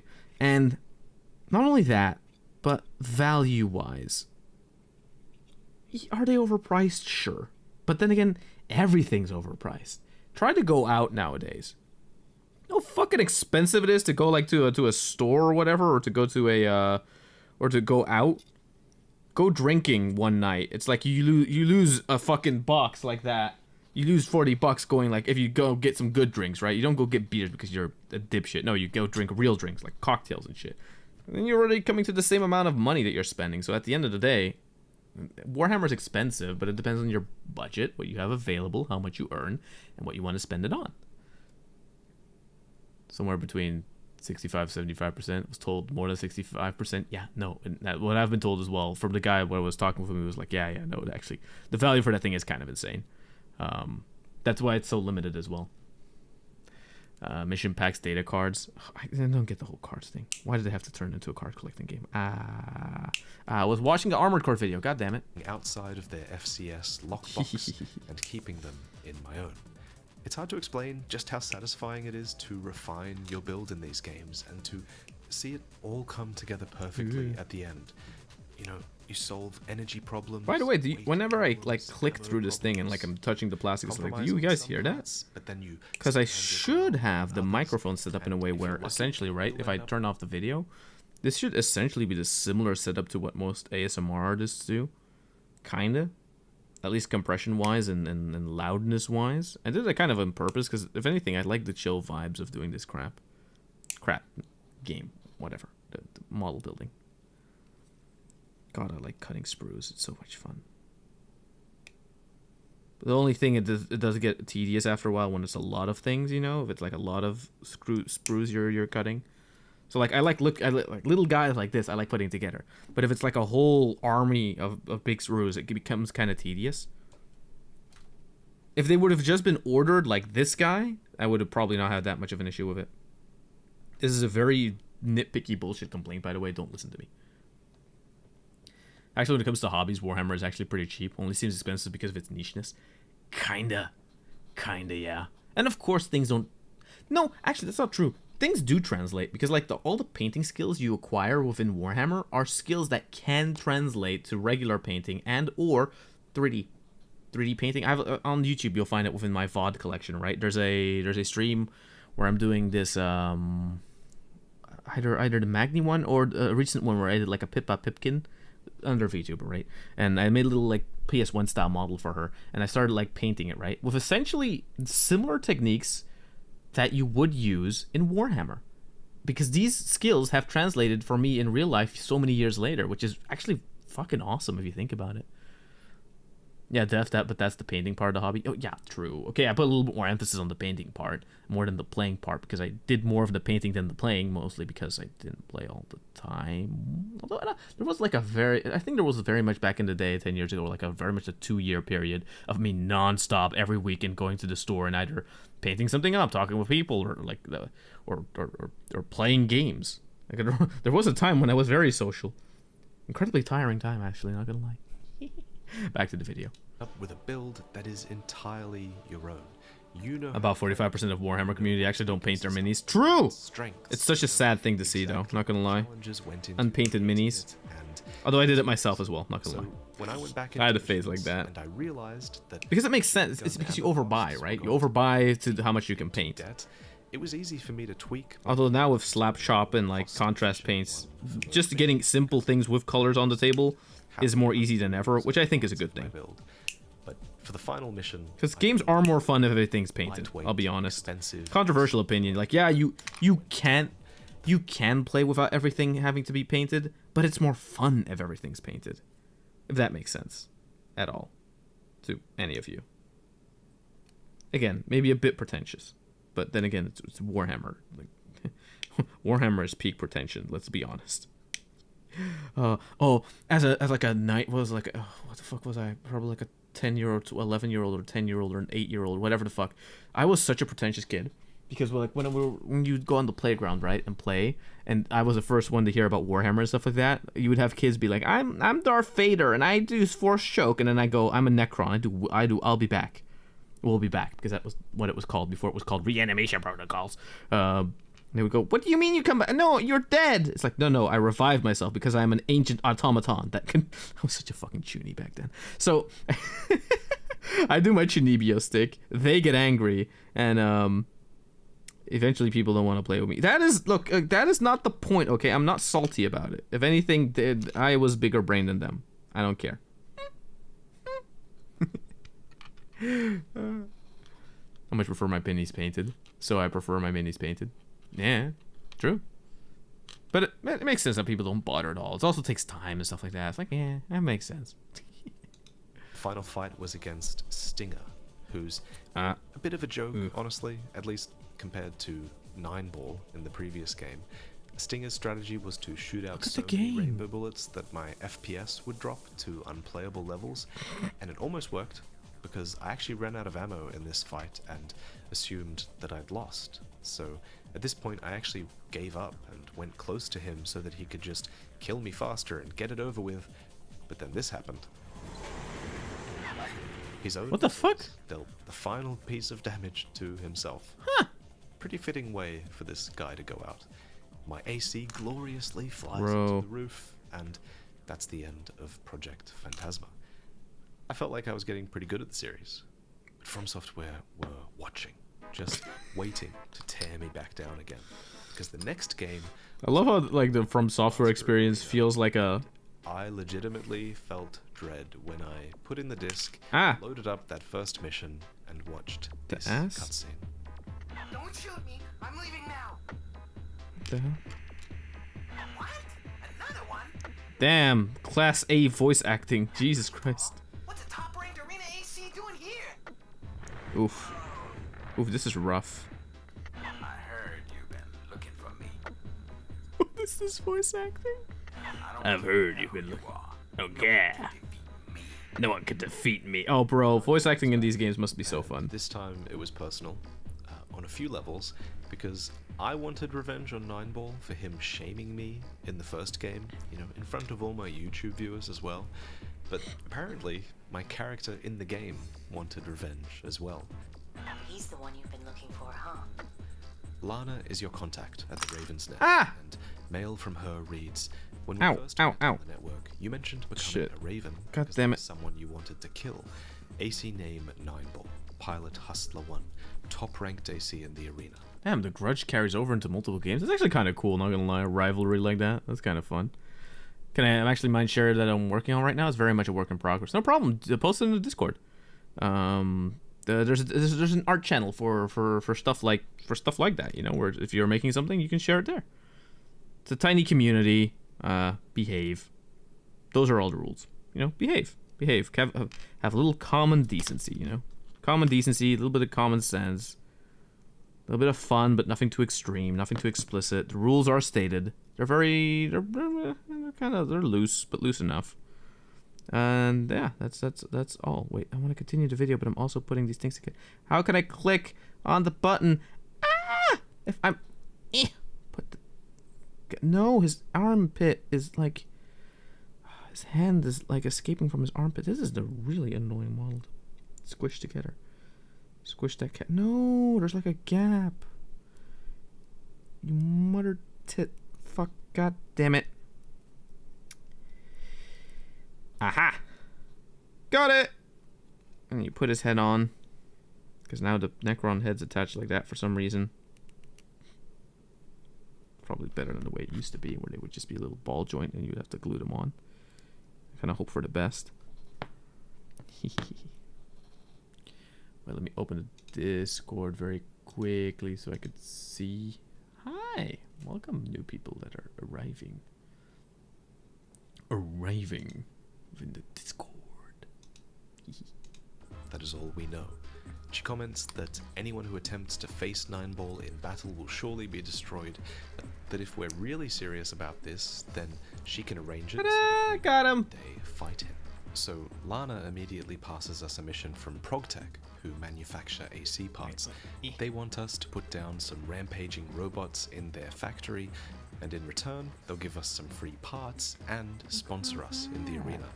What follows is this glorious mix of mission and arena gameplay. Sometimes your mission board will be completely empty, and all you can access is the arena, which you'll need to progress in order to unlock missions again. And then sometimes it's the reverse, where the arena is locked off because there's an urgent mission you need to complete for your sponsor.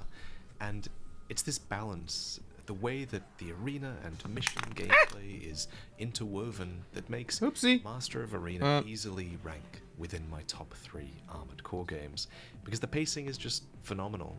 In other games, sometimes missions would feel like a grind, and sometimes let's make the Knepethicanic spiders, because those are funny. In this game, missions had me feel like I was strengthening my relationship with my sponsor, and when I progressed in the arena, I knew it was in pursuit of a goal. So the rocks to rise through the are part of the so that spiders. I could one day have the right to challenge Nine, who Fair is enough. formidable in the story of this game, just as he's formidable in a gameplay sense as well. So I continued to chip away at the missions. And in the arena, I was a demon. I was this red AC wielding the Kurosawa and a moonlight sword. Still the Kurosawa from the first Really game? That's actually kind of fast funny, legs. not gonna lie. These legs were so fast that I didn't really need my boosters, which meant that I had more energy for shooting my Kurosawa while grounded. With this build, I flew through the arena. And if I was ever having trouble with an opponent, it would be because they were flying. But if they were flying, I would just take them to the garage, which was an arena level that limited their flight capabilities and kept them How to get good. Yes, don't give them the opportunity to fly. cursed R2 and L2 triggers. I was feeling pretty confident, and then the final fight with 9-Ball arrived. Uh-oh.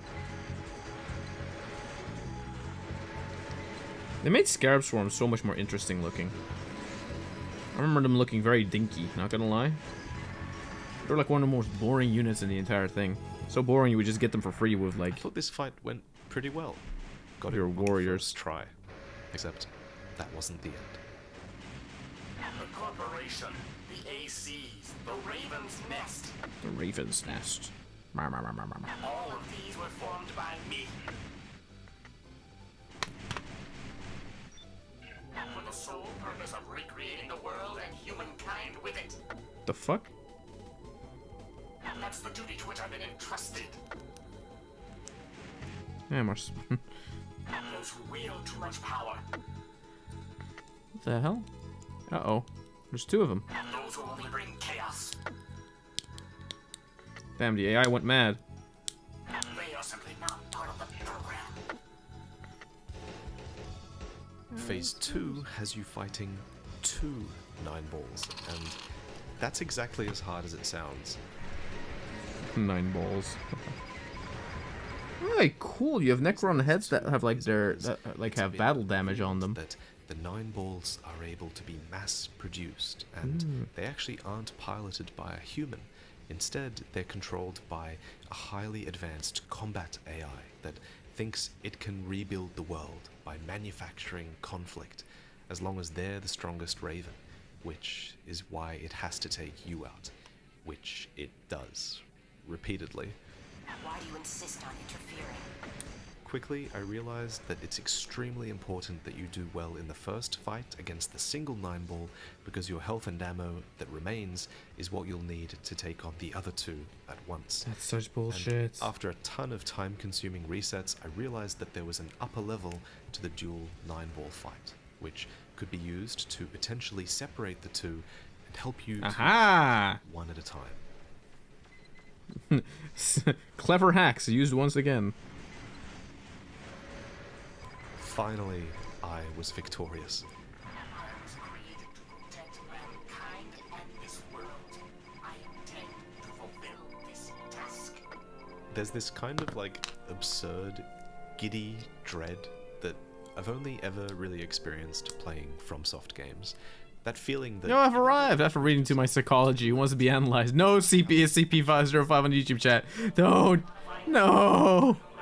We're building Warhammer, by the way, today. Wait. You're here. I'll explain. Wait. put on this song because it's the fun song, right? So I have put these put the thing in the hole. Get in there. Peg in hole. Doesn't want to peg in the. Oh, one is bigger than the other. No, they're not. They're the same size. No, are they? They're not. No, they're not. Shit. Test. Wait. Give me a second. 5 seconds. Wait.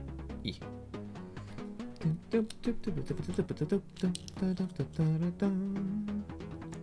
Wait. Flip that around. Put that in there. Put that in there. Okay. Get in there. Fucking Canapateca spiders. Piece of shit. The fuck? I will analyze you, streamer man. Oh, my tiny figures. All right, you got my attention. So, like, there you go. I got a box. This thing. It's the starter box for Space Marines, essentially, right? For like Warhammer 40k. It's like one of the starter boxes. It's the recruitment edition, which means it comes with like a few dice and a few like a rule book and whatever, and it comes with a couple of minifigures, so you're able to like start playing very soon, right? I've already made all the little Space Marines, and now I'm on to be making the undead automatons that are the Necrons. That's cool. So I have like 10 Necrons to make. Well, this is Mr. 11's because he's like he has a little cape. You see, he's fancy because he's a little cape. And all these guys are regular ass Space Marines, so those are done. Put those to the side here, the Space Marine dudes, so they could just rest. Wait, didn't you have? Where's the dude with the double chainsaw? Oh no, here he is. I have two very similar posed Marines. Not gonna lie.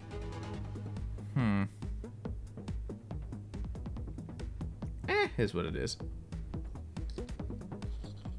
Whatever. So we have 6 Space Marines there. We have a little dude with a cape, and now we're making little Canapateca spiders, which are like little, tiny spider guys that are like little guys, just little guys, and they come and eat your ass because that's what they do, you know.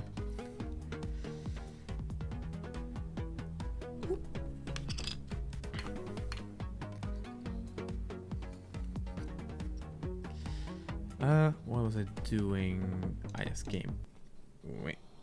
Switch back to the other screen. Whoop.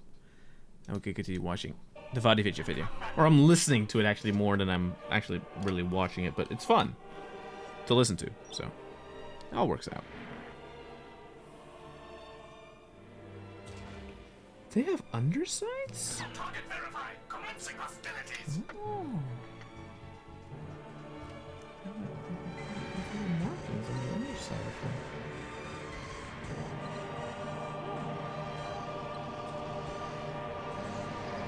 Also, wait, let me find that little guy where it's like his little head is damaged. Base is damaged. Halting combat and returning to the nest.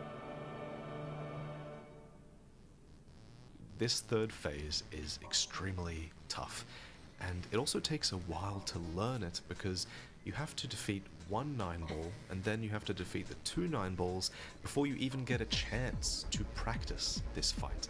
And those 2 fights were hard enough, so you don't get that many chances to practice. But eventually I learned that 9-ball Seraph, as he's called, always begins the fight by running at you with his blade, which sends energy waves and requires a well-timed boost jump for you to evade it. After that, he'll transform into this little rocket ship and zoom around the arena, shooting missiles and trying to get behind you before transforming back into an attack phase and just closing the distance with his blade and his pulse rifle. Yeah, we've gotten to the point where Vadi is figuring out the AI, just going by analyzing the AI to what he has to do. Damn. Of something. A true immersion. Controller technique that I thought might just be able to help me.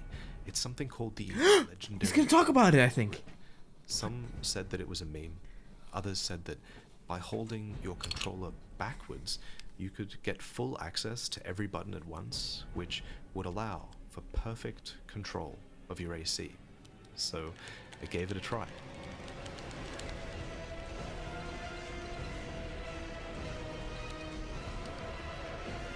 That looks so stupid. Stupid, why? Why would they put that in the game?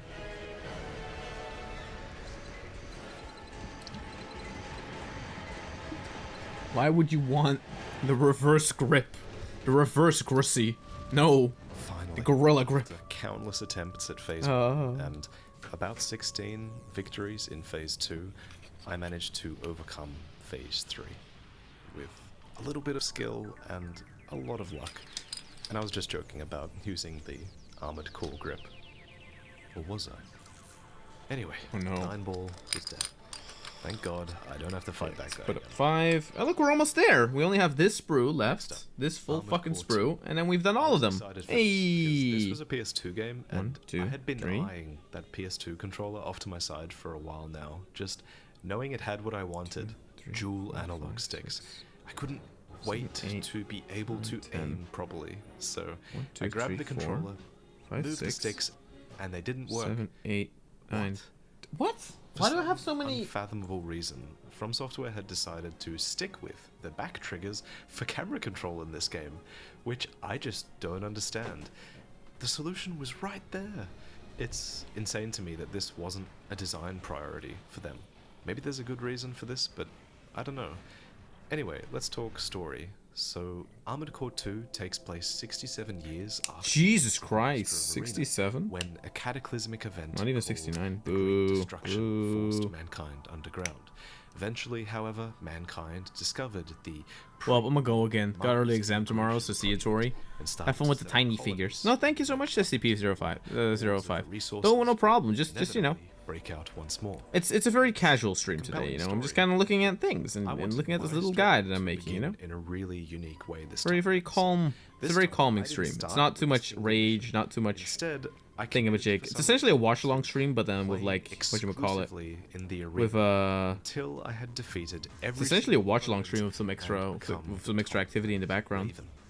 This ended up being an extremely memorable experience for me, and while the arena doesn't incur repair and ammo costs, it doesn't exactly give you many credits at the start either, so there was a Wait, limit what did I to cut out? which parts I could Shit. afford when attempting to outsmart my enemies.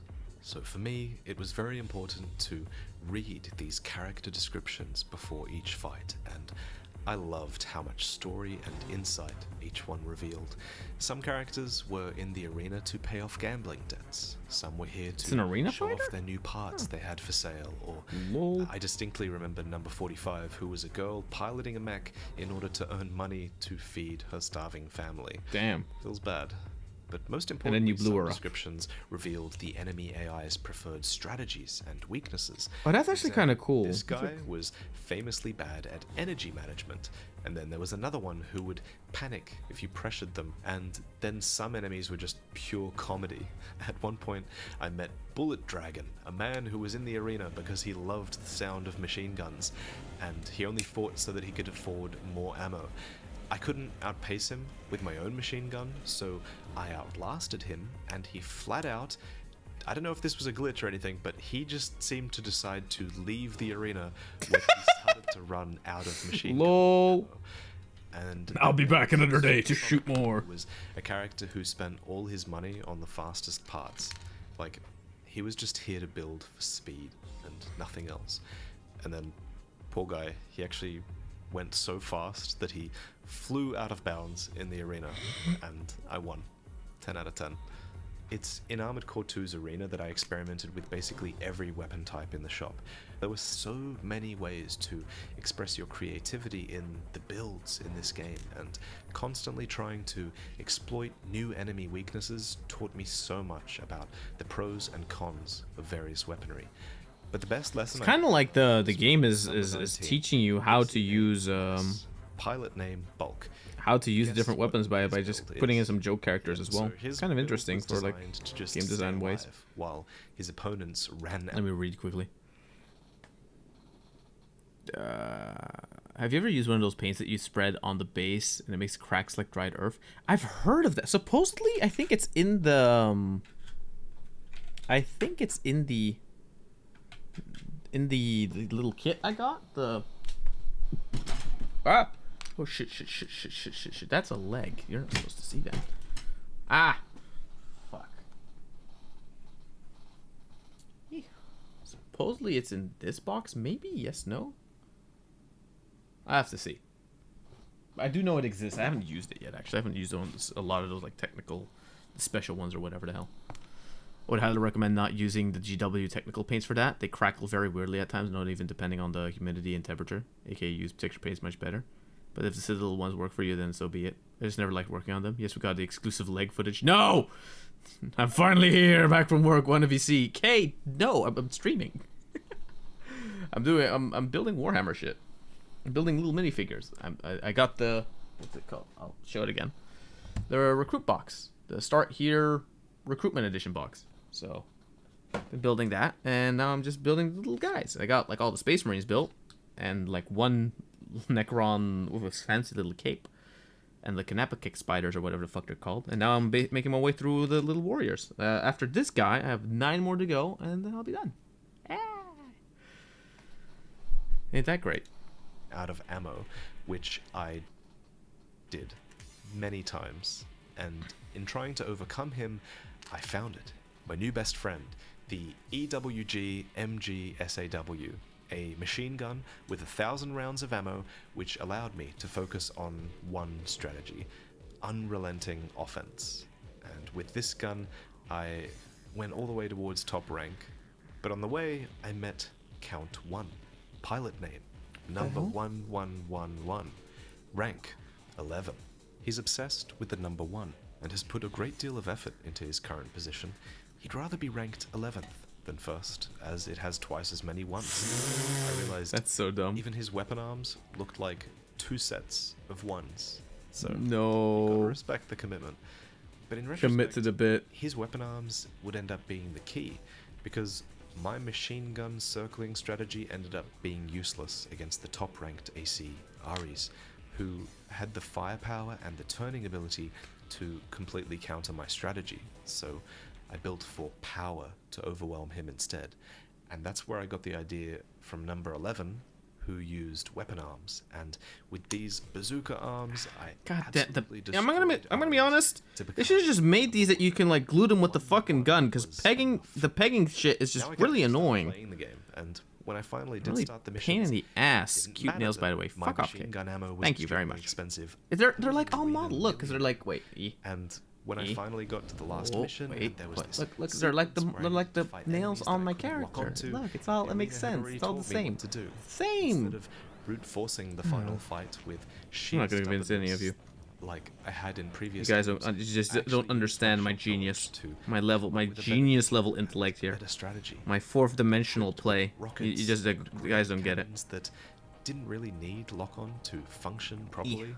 I made the final sequence way Oh, God. easier for They're myself. so dainty. The final boss's name is Leos Klein, and interestingly, it's implied that he was actually the player character from Master of Arena, and I love these little callbacks.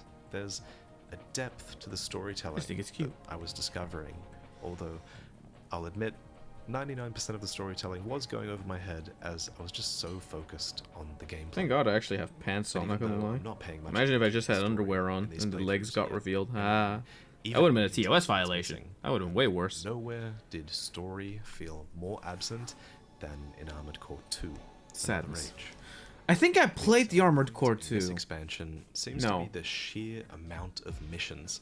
I felt like most of these games had an average of between 20 or 30 missions before you hit an end. Trying to wait until he plays the one that I played. There's one of the ones on the PS2 that I played, but I just immediately gave up because I got bored from the first level. Skip certain missions or just have them go away if you fail. All 100 missions in Another Age are mandatory. Shrug. Now, No.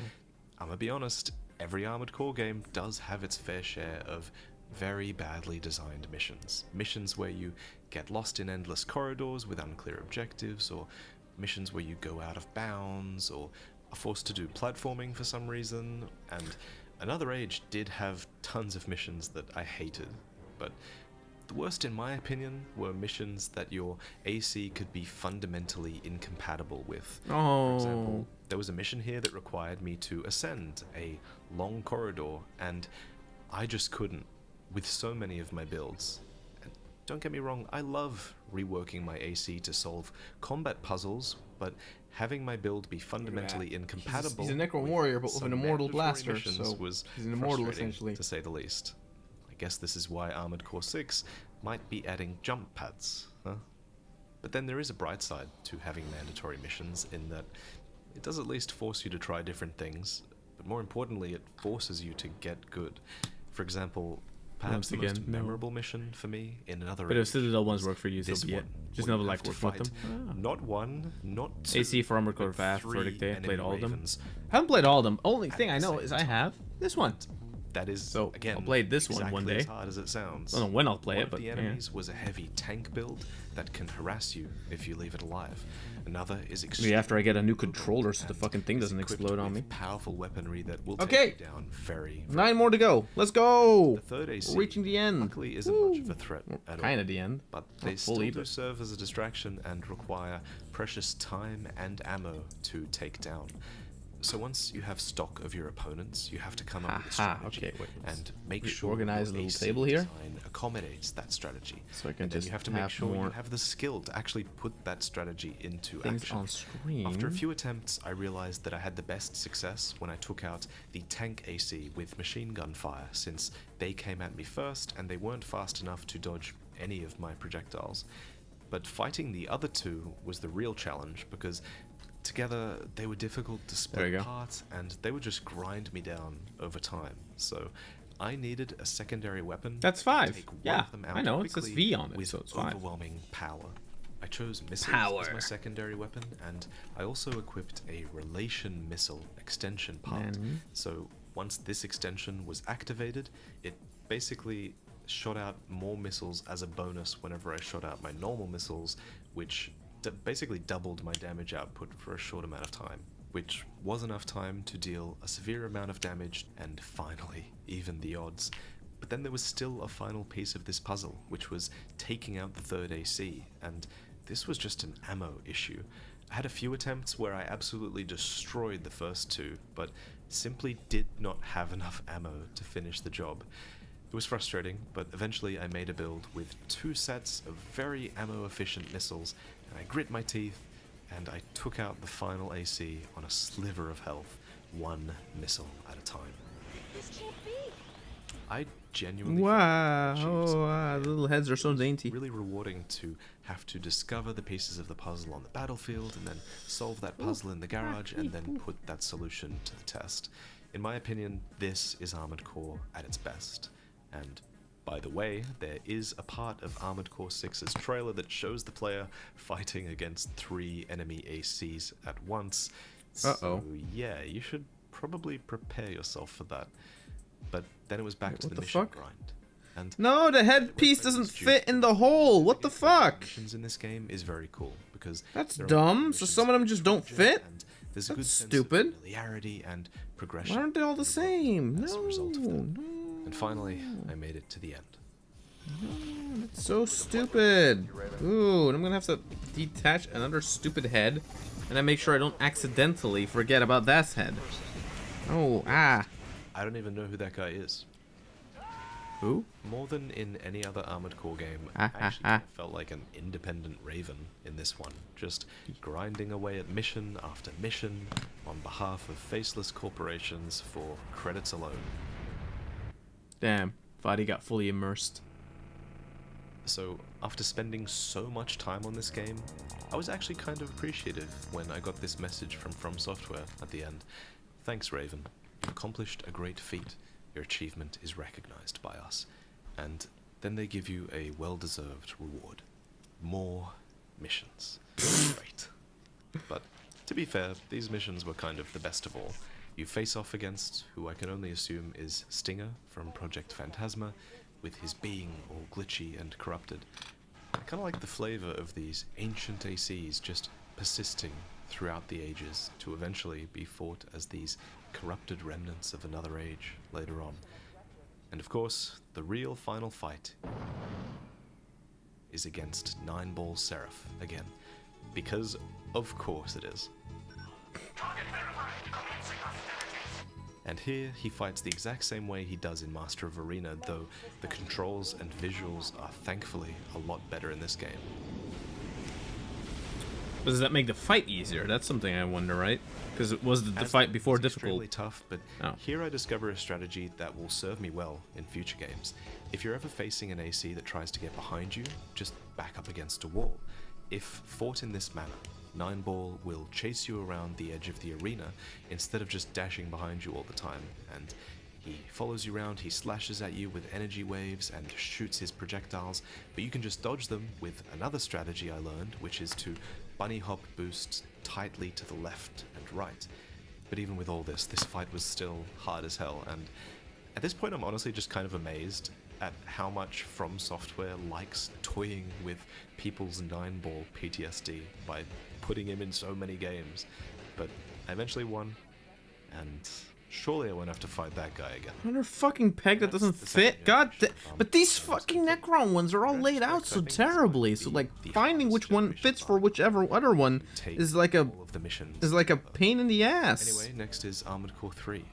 There probably is a logic to it. Wait, let me Wouldn't think. it be great if they 22. Does that mean finally there's? added dual analog controls? Yeah.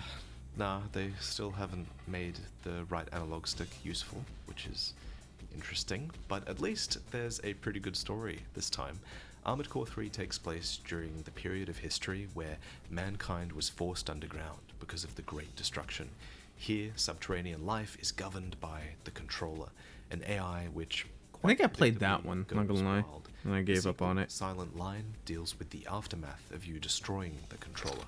Mankind returns to the surface, and corporations begin to fight over what lies beyond the Silent Line.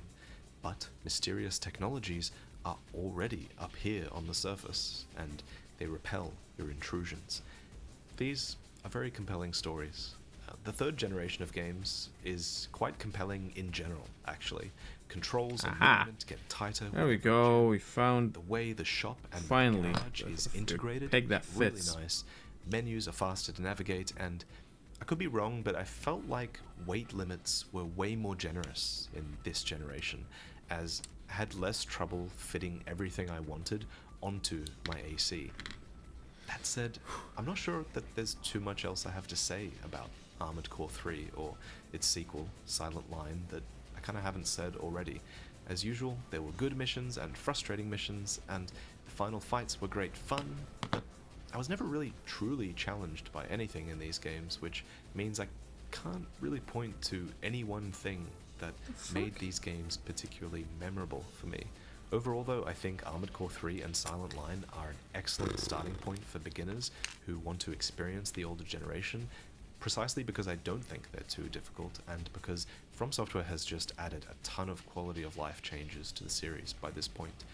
I will say a cool new addition in this generation were left arm parts that weren't just blades or shields. So in this game you can equip your left arm with bazookas and rifles and tons of really fun weaponry. These weapons fire with a delay, but being able to fire 2 weapons at once can dramatically increase your damage output, and it gives a really fun depth to builds.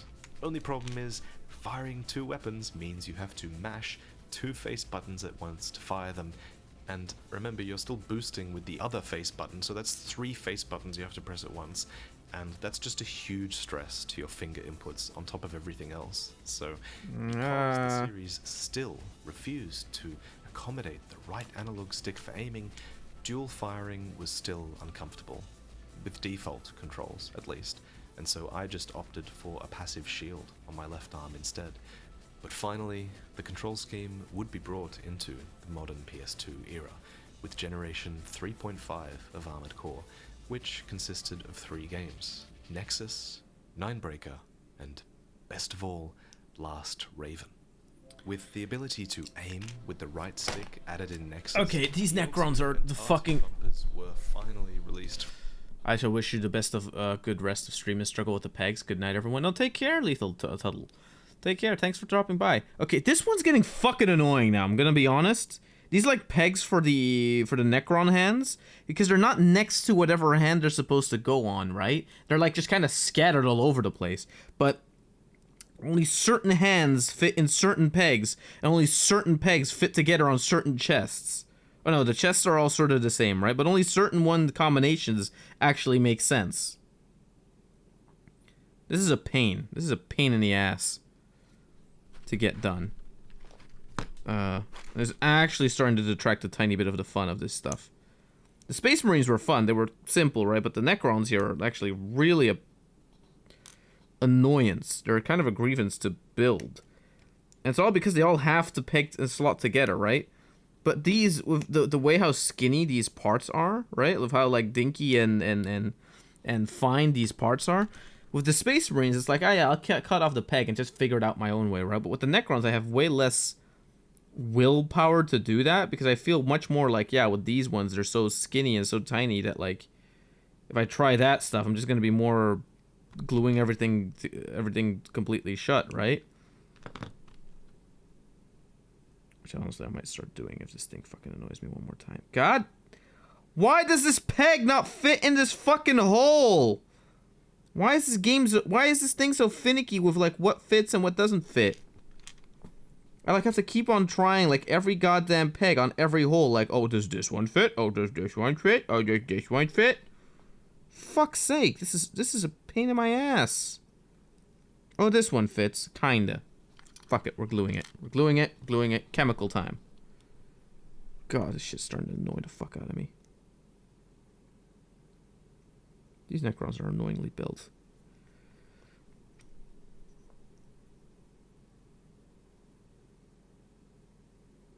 Yeah. Okay, glue on the gun part. We'll just glue these two together. Fuck it. Adult Lego. Less adult Lego and more like just... Because these things are also for kids, not gonna lie. Again, I played them when I was like, what, 9? 8? 7? No?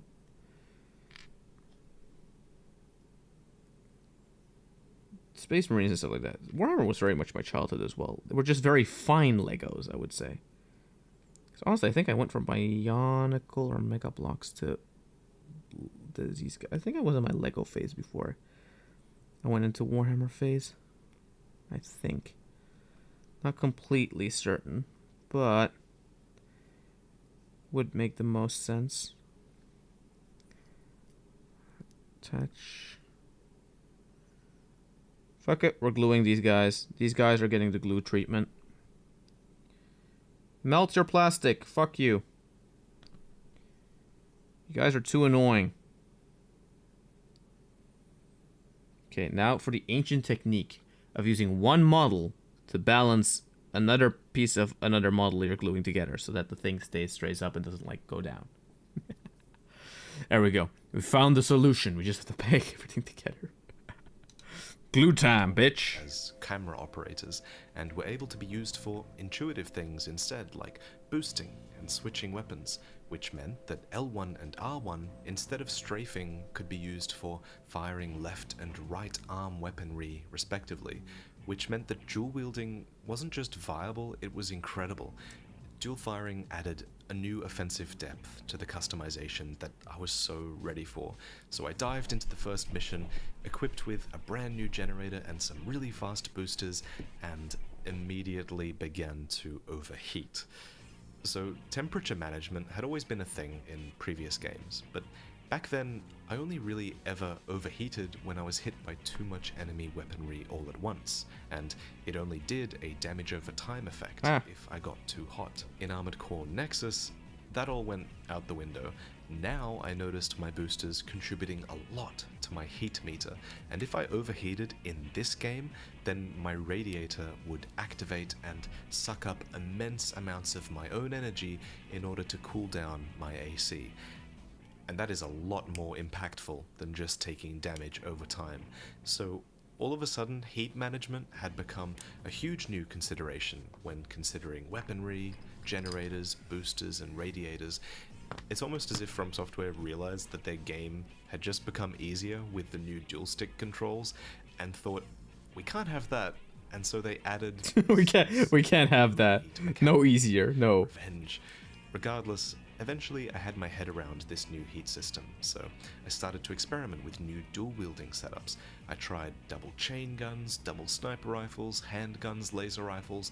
It was fun, but what I really fell in love with was dual-wielding two different weapons, rather than wielding two of the same. I ended up settling on a bazooka and rifle combo. These two had similar range, which I think is a really important thing to think about when you're dual-wielding two different weapons, but The rifle was great for smaller, faster, or flying enemies, and the bazooka was great for the larger, slower, or grounded enemies. And it was also just a really fun gameplay element to sort of practice firing two different weapons at once. That said, I ended Nexus with No! No, the little piece went flying. Shit, where'd it go? very familiar little head. piece of Where does the ancient little head go? technology. But at this point, Shit. No. they'd Oh, god wheeled damn it. poor God. old 9-ball out so Shut up, many Vadi. times Continue talking, Vadi. he's Oh, just shit. not the Where same did it anymore. fall? No. Rest in peace, old friend. No. The little head. I guess it does make The some little head I sense was that 9-ball thinking- would oh, be no, it was here in this working. game, though, as It far as I fell. can tell, Where'd it the story go? of Nexus is about corporations fighting to control ancient technologies that they don't really understand, and it all backfires. Welcome to the in problem end. with Necrons. The Swarms moment of one of the unmanned fucking head suicide flies drones off, spew out of a factory and out Gone. onto the the earth, void. where they blanket the world in another sort of great Nope. destruction. Never see that piece again. It's Shit. one of the most memorable It's a endings cool-looking that these head. games No. have ever had, in my opinion. Just because Sadness. of the phenomenal way that it's presented.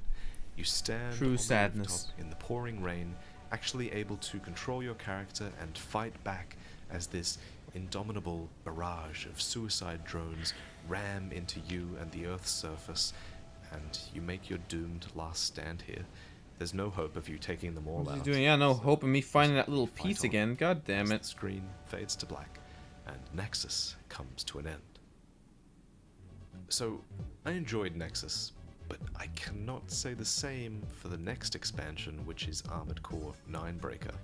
So, get this game has no missions. It doesn't even have a shop. At its core is a training mode, which is filled with 150 training exercises that test you on things like movement, evasion, accuracy, stuff like that. Fun. That's not really Armored Core to me, so I didn't really bother. When I played, I figured the real point of this game was the uniquely designed arena mode, which requires you to earn points and climb the ranks that way, rather than just beating the next AC in your path. But I made a terrible mistake with this game. I imported my save from Nexus, and I didn't realize this, but it actually removed all of the default parts that I would have had in my garage and just replaced them with what I had in Nexus instead. And I didn't have much unlocked in Nexus, so I was essentially forced to do the entire arena with one build, a heavy biped with 2 bazookas. Luckily, my build was just strong enough to take out 90% of my opponents, but there were some that were borderline impossible with my build, and to get to top rank by defeating the last guy, I had to wait until he challenged me on a map where I could stand at the arena's edge just so he couldn't fly behind me, and I just took him out after countless attempts. Maybe I'll do the training missions to prepare for Armored Core 6, and maybe they'd be great if you're a beginner to the series, but I wanted to move on because I was so excited for the next game. I had heard a lot about it.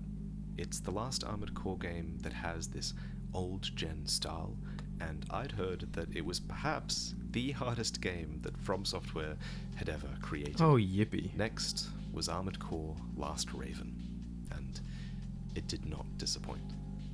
When we left off in Nexus, unmanned suicide weapons had ravaged the world. The corporations had lost everything, but instead of trying to rebuild individually, they joined forces to form a new corporation called Alliance, but a rebel group known as Vertex vowed to overthrow them, and war quickly escalated into chaos. Now, Vertex has issued a declaration. Their final attack will launch in 24 hours. So it is that Last Raven starts with a clear story and a foreboding timer that counts down after every mission, building the tension. Last Raven also perfects the mission structure, in my opinion, offering a set of missions that, if done in the right order, push you towards different missions and different endings. I really liked being able to take a more active role in the story based on which path I chose in this game. So many of my memories with Armored Core so far had been born from my challenges in these games, so in this playthrough I opted to go down a story path that I had heard was the hardest of them all. It's called the Zenaida path, named after your rival who challenges you in a ton of these missions. So I knew it would get hard. I was prepared for that, you know, but what I wasn't prepared for was for the first mission. At this point, I'm just gluing them literally together, not gonna be lie, harder than because any these Necrons are the most annoying fucking things to put together. So, it is what it is.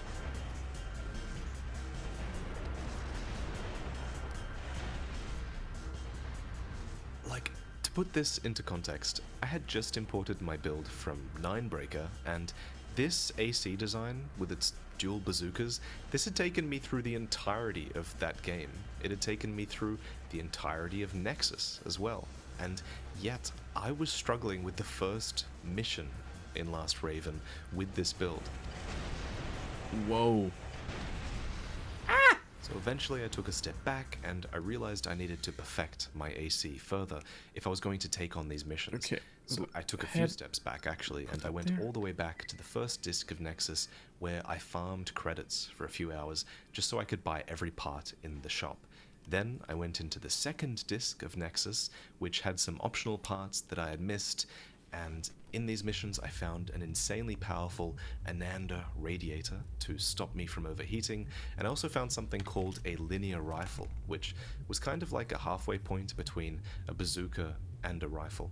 It had good stun capabilities, and it helped my offhand weapon hit more reliably, and it would be at my side for the entirety of Last Raven, actually.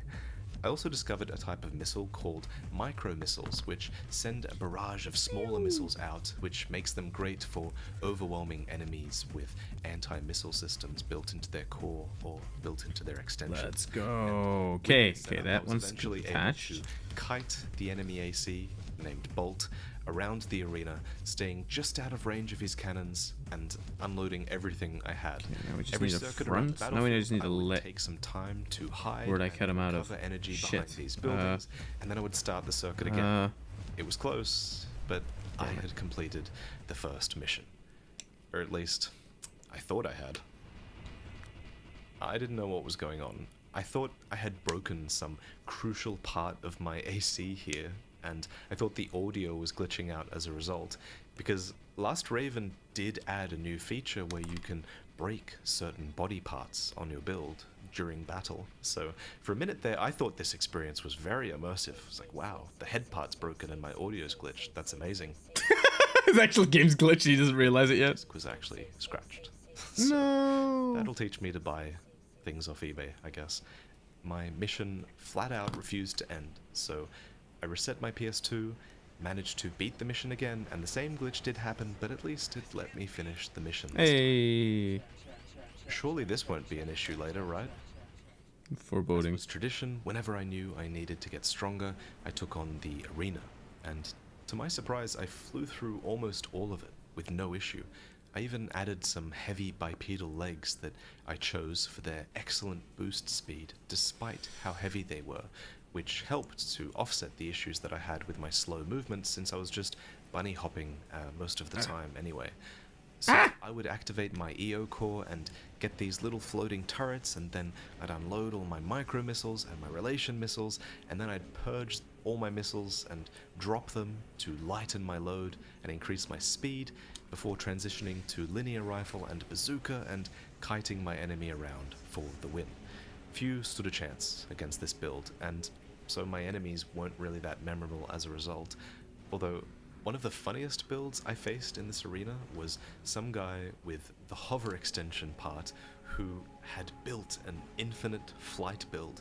His build was pretty useless and very easy to shoot at in the sky, but it was interesting, and I didn't know that that was possible. But then everything became incredibly... No, his hand fucking exploded off. No, shit.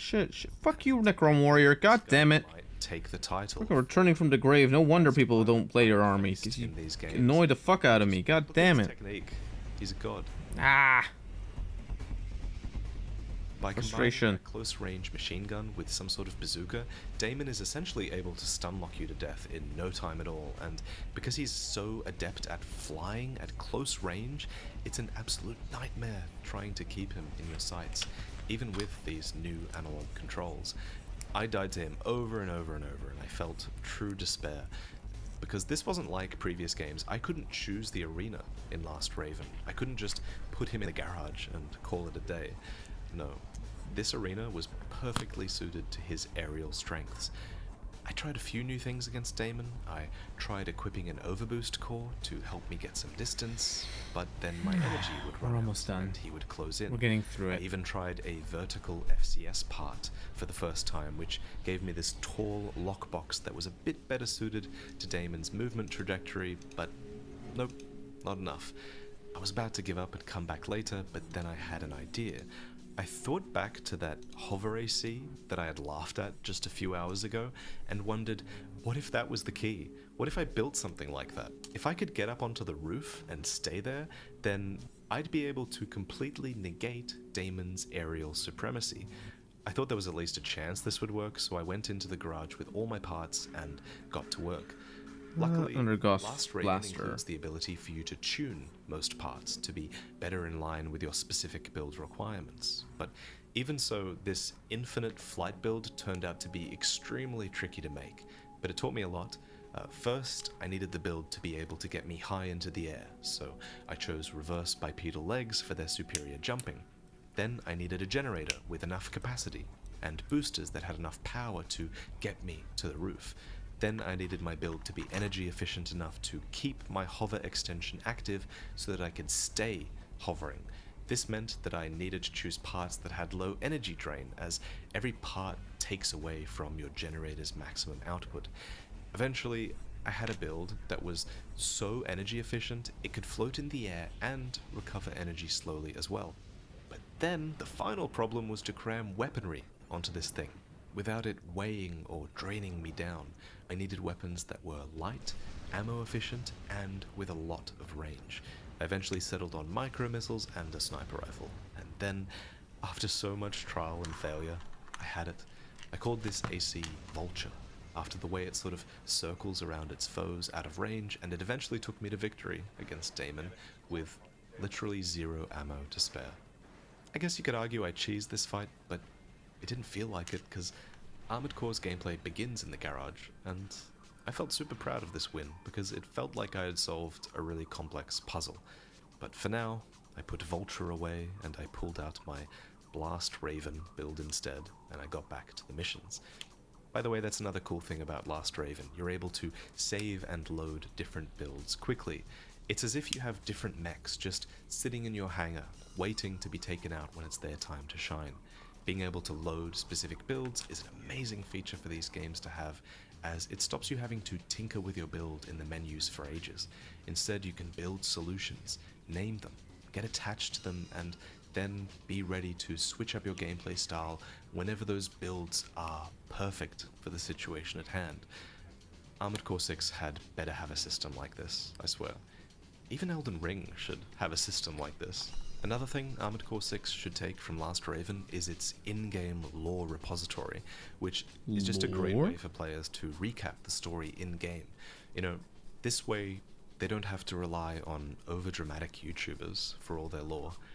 But we like overdramatic. Last Raven's missions were a delight.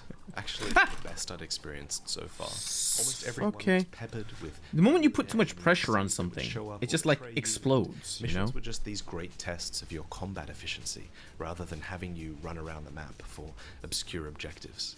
That said, there was one bad mission which plunged me into pure blackness after a maze of corridors, which made it borderline impossible to escape this place without having a headpiece that had night vision on it, which I didn't have, so that was pretty lame.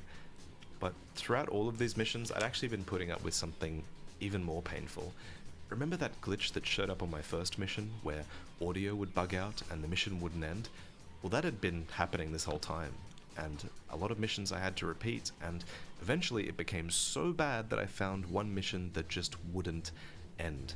Again and again and again, I completed this mission and it refused to until I gave up. I couldn't progress. I had to suck it up and put away the PS2 and use an emulator to finish Last Raven instead. Or you could have used the PS3, but okay, so you might be noticing a difference in the quality of the visuals. Looking back, I really regret not trying emulators sooner.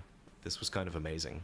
With the right settings, Last Raven runs at a higher frame rate, plays at a sharper resolution, and... Yeah, but it's not the right feel, man. It's not the same vibe. The missions faster. He's It hurt dead. having to do all these missions again, but I was enjoying the gameplay even more than before. Listen, I love old hardware, and if I had just used emulators, then I might have been tempted to use save states to overcome crucial moments of difficulty and tedium. And if I had run these games at a silky smooth 60 FPS and high resolutions, the games would have been a lot easier and looked a lot better than they really are. I wouldn't have experienced them the same way everyone else did all those years ago. But all that said, I'd still recommend emulating these games over buying scratched, overpriced discs on eBay. eBay has atrocious buyer support and they won't let me get a refund for this scratched disc, so yeah, don't do that. Anyway, eventually I made it to the final mission. A final gauntlet that requires you to dodge through these long hallways filled with suicide drones. And then eventually I actually got a checkpoint for the first time in Armored Core, so I didn't have to reset from the start anymore, but I just had to take out some lasers on the walls, and then it was the final fight with Zenaida. Here, she is widely regarded to be the most difficult fight in this game, and I'll let you watch and figure out why. You have to fight her, Raven.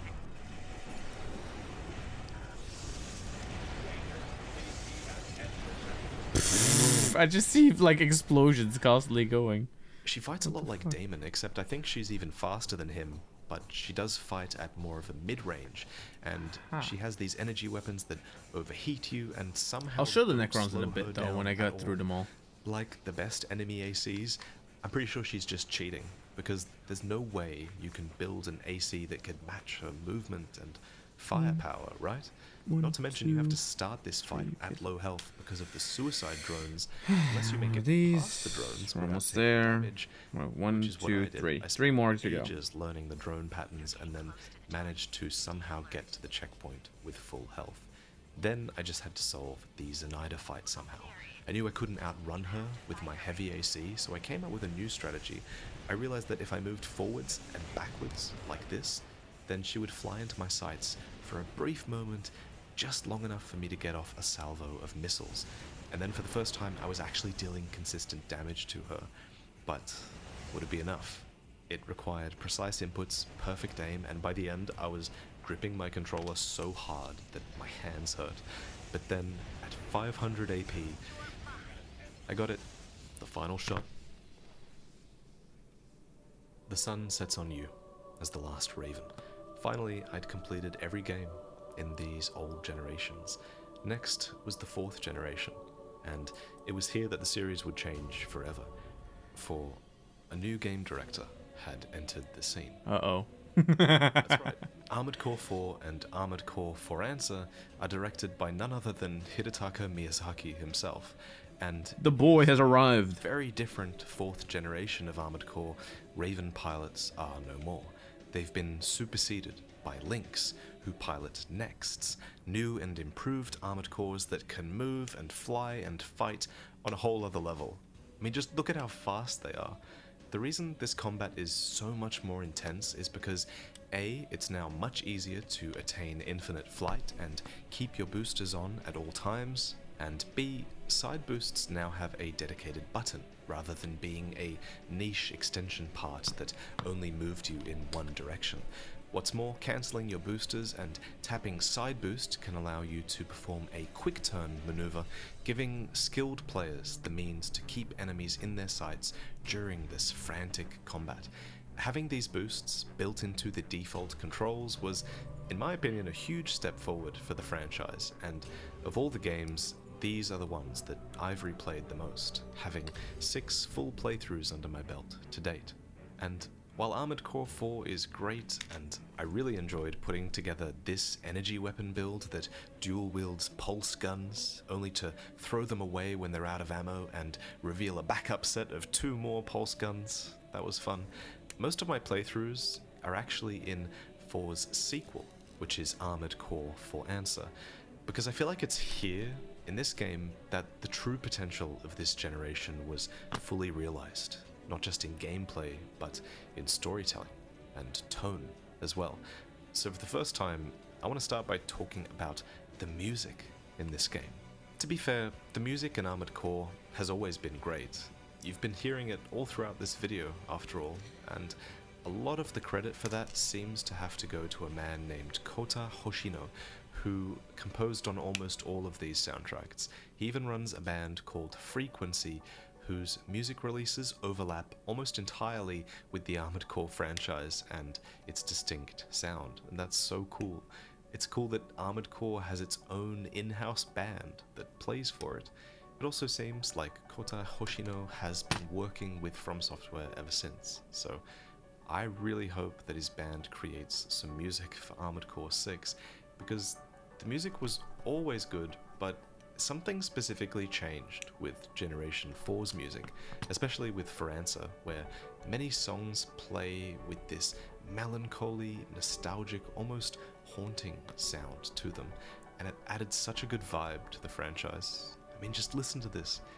These sort of reflective songs play in a lot of key missions, and I feel like they're trying to get you to ask the question, why? Why are we fighting? Are we really doomed to have all Because of this credits. destruction play We out need to pay off our mortgage. over again? And the answer is inevitably yes. Despite their promise, humanity is doomed. And in fact, Armored Core 4 Answer actually has one of the darkest, most disturbing endings that From Software has ever directed. Oh, yippee. I want to show it to you. Thing is, you can only get this unique ending if you complete the game 3 times. So that's why I decided to replay For Answer so many times. And I'm so glad I did, because these New Game Plus missions are some of the best in the franchise. And replaying the game so many times helped me to play closer to that insanely high skill ceiling that the 4th generation lays claim to. S-ranking certain missions rewarded me with new parts, and replaying so many times also gave me a ton of FRS points to invest, which are basically these stat points that allow you to level up and further tune the performance of your AC. By the end, I was overboosting, side boosting, and just fighting with a speed and precision that I'm honestly quite proud of, looking back. The reason my overboost looks so cool here is because I'm using a core from the legendary White Glint, which gives it a unique animation. White Glint is Foranza's cover character, and they're a legendary character in this generation. Ooh. So, because I was taking parts from this mech, I jokingly called my next Black Flint, and actually ended up becoming pretty attached to this build over the course of 3 playthroughs. Black Flint is equipped with dual machine gun arms, which fire both chambers with R1, and despite these weapons being extremely powerful on their own, you're still allowed to fire a back weapon at the same time, so I ended up equipping the Yamaga, a grenade launcher that fires from the back here. And it's really fun firing the machine guns constantly, while always looking out for the perfect moment to fire a grenade. If my aim was good enough, I could destroy enemies. It's the so Doom quickly Eternal that of their dialogue it's the couldn't Doom be Eternal of finished. of Armored Core at that The other point. parts I chose allowed not only for infinite flight, but basically infinite side boosting as well, making me extremely difficult to hit. And then there's my shoulder attachments, where I opted for the Euphoria, which increase my primal armor. But what is primal armor? Well, this is your primal armor. It's a regenerating resource that primarily reduces the damage you take, but it's also a resource that you can dip into for overboosting like this, or using assault armor like this. And I think it's important you understand this because all signs indicate that Armored Core 6 will have some successor to primal armor as well, since you can see it repelling attacks here in the trailer, and you can see a similar assault armor explosion here and here as well. Primal armor is a technology based on Kojima particles, which are Kojima extremely particles? pollutive, to the point where primal armor is actually strictly banned in inhabited areas, as the mere after effect of a next fighting in this space could contaminate this area for generations to come.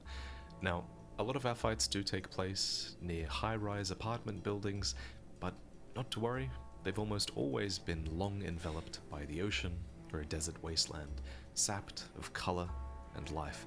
Oh, as, yippee. After all, very little of mankind actually remains on the Earth's poisonous surface. Instead, long ago, most of humankind fled to the cradles, which are these massive airship colonies, each holding at least 20 million members of humankind who escaped the pollution below so that they could live in the clean air above. But, according to the revolutionary group called Orca, maintaining the cradles is actually causing horrible pollution on the surface, and it's Orca's belief. Sounds like a pollution surface will problem, soon not gonna start lie. bleeding into the atmosphere itself, where the cradles fly. So R.I.P. Orca seeks to commandeer the energy sources powering the cradles and use that energy for a different purpose. They wish to power an array of anti-satellite cannons and turn them towards the sky in an attempt to take out an interstellar web of assault cells that are blocking mankind's escape to space, because Orca thinks this world is doomed. But in your first playthrough, you're actually given no choice other than to side with the League establishment, who are attempting to prevent Orca from taking away the Cradle's energy source. The final fight has you defend those energy sources here in Arteria Cranium, where you fight against 2 enemy nexts. So, on your second playthrough, you'll find new missions to play, and these lead to the Orca ending, where you actually end up on the opposite side, attempting to wrest the power sources of these cradles from the establishment. In this ending, the cradles are forced to land, subjecting mother and child to the pollution they had escaped in the skies. Oh, yippee. And even as humanity is decimated down here, they will discover a new frontier, outer space. But there's a third ending, one that's only open to you if you take on Orca members in their arena mode, until you meet and defeat an enemy pilot known only as Old King. He's a radical Orca member who takes a more direct approach to things, and so a new mission pops up on your board in this playthrough. Greetings, lapdog. This is Old King. We're going to destroy Cradle Zero. Ah, yes, the genocide run. Lovely. For too long. In a revolution, blood must be spilled. Blood must be spilled. God damn. Good, you came. How obedient of you. Fill the cradles, all of them. You could destroy all the ones? Exciting, don't you think? This mission is easy. The only challenge to you here is from your conscience, as Old King revels in the bloodshed. 1 down, 20 million dead. 40 million. 60 million. High score! Let's go. God damn it. 100 million. Done. There are still so many more lives to take. Our journey is just beginning. But finally, your reckoning arrives. In the last mission, you're led into an ambush against a united force of foes who are disgusted with your actions. Aww. You and Old King have to face off against God 4 damn it. enemy nexts, and if you're doing this in hard mode, there's even a 5th. This is an extremely challenging fight, even for my build, which I thought was quite overpowered until this point. Ophie. Ah, hello, what's this chill stream I found myself in? It's a very chill... Nexts, and then the 4th We're... gets stuck So, beyond the wall. wait, I'll set up back to Middy's. So I'm watching Vadi Vidya explain the genocide run in one of the From Software games. Whilst I'm dressed as a space marine because I added little extra components to me, whilst I'm assembling a starter kit for Warhammer 40k, the recruitment edition. And I am getting frustrated at these little Necrons because the Space Marines were actually very easy to build because they were kind of click on, and their snap things worked perfectly fine. But with the Necrons, it's such a clusterfuck of bits and pieces that you just can't tell which arm has to go with which type of gun, and therefore it's been like this annoying back and forth between trying to find what pieces go where and whatever. So therefore I've been gluing most of them now. But gluing means like very carefully, very daintily putting them together and kind of making sure the plastics melt into each other. And this guy here is being very annoying about it. Also, look, I have hands now. So, and look, the hands are... Wait, let me point correctly. Look, they're painted just like the character model. You see, it's all makes sense. It's all the same thing. So it's not just a painted nails thing. It's a painted nails for lore thing. So that's pretty cool, right? I don't know. I think it's pretty cool. Oh, there we go. And I am three. I'm 3 guys removed from completing building the entire thing in this 3.5 hour stream. Like the nail polish. Hey, wait, yippee. But I drive home now, so I'll catch you whilst I'm not in a death trap vehicle. Wait, what the hell? Yeah, no, drive safely, please. No problem, no problem. I'm just gonna continue watching the Vadi video because I was having fun with that. Not gonna lie. Especially now that he's on some kind of weird genocide run. What the hell? Myself and Old King No. has somehow survived. But rather than wait for my ally to get unstuck, I dive into combat on low health and just make it out alive.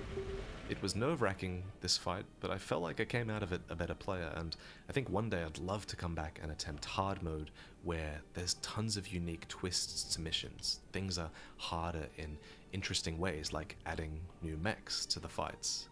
So, For Answer easily ranks within my top 3 AC games, alongside Last Raven and Master of Arena, and I really would love to play it again. Now, if it wasn't obvious already from the footage, I emulated most of my For Answer playthrough. That's because my disc wouldn't play voice audio for some reason, and it kind of ruined my first playthrough. I will say, being able to emulate this game without any FPS lag probably played a huge part in why I came to like this game so much, because performance on the PS3 version is not on the same level. So many of these missions are so epic in scale, like taking out these enormous arms forts, and these should be incredible experiences, but they really do put the old gen hardware to shame, unfortunately. So emulate these games if you can. That said, I've heard it's really hard to emulate the next couple of games on this list, and these are pretty much the last games that I want to talk about in depth here. Hey, one of them's the one I Finally, have. We've arrived at the 5th, and for the longest time, it was the final generation. It's this time one. to talk about Armored Core 5 Lol. and its sequel, Verdict Day.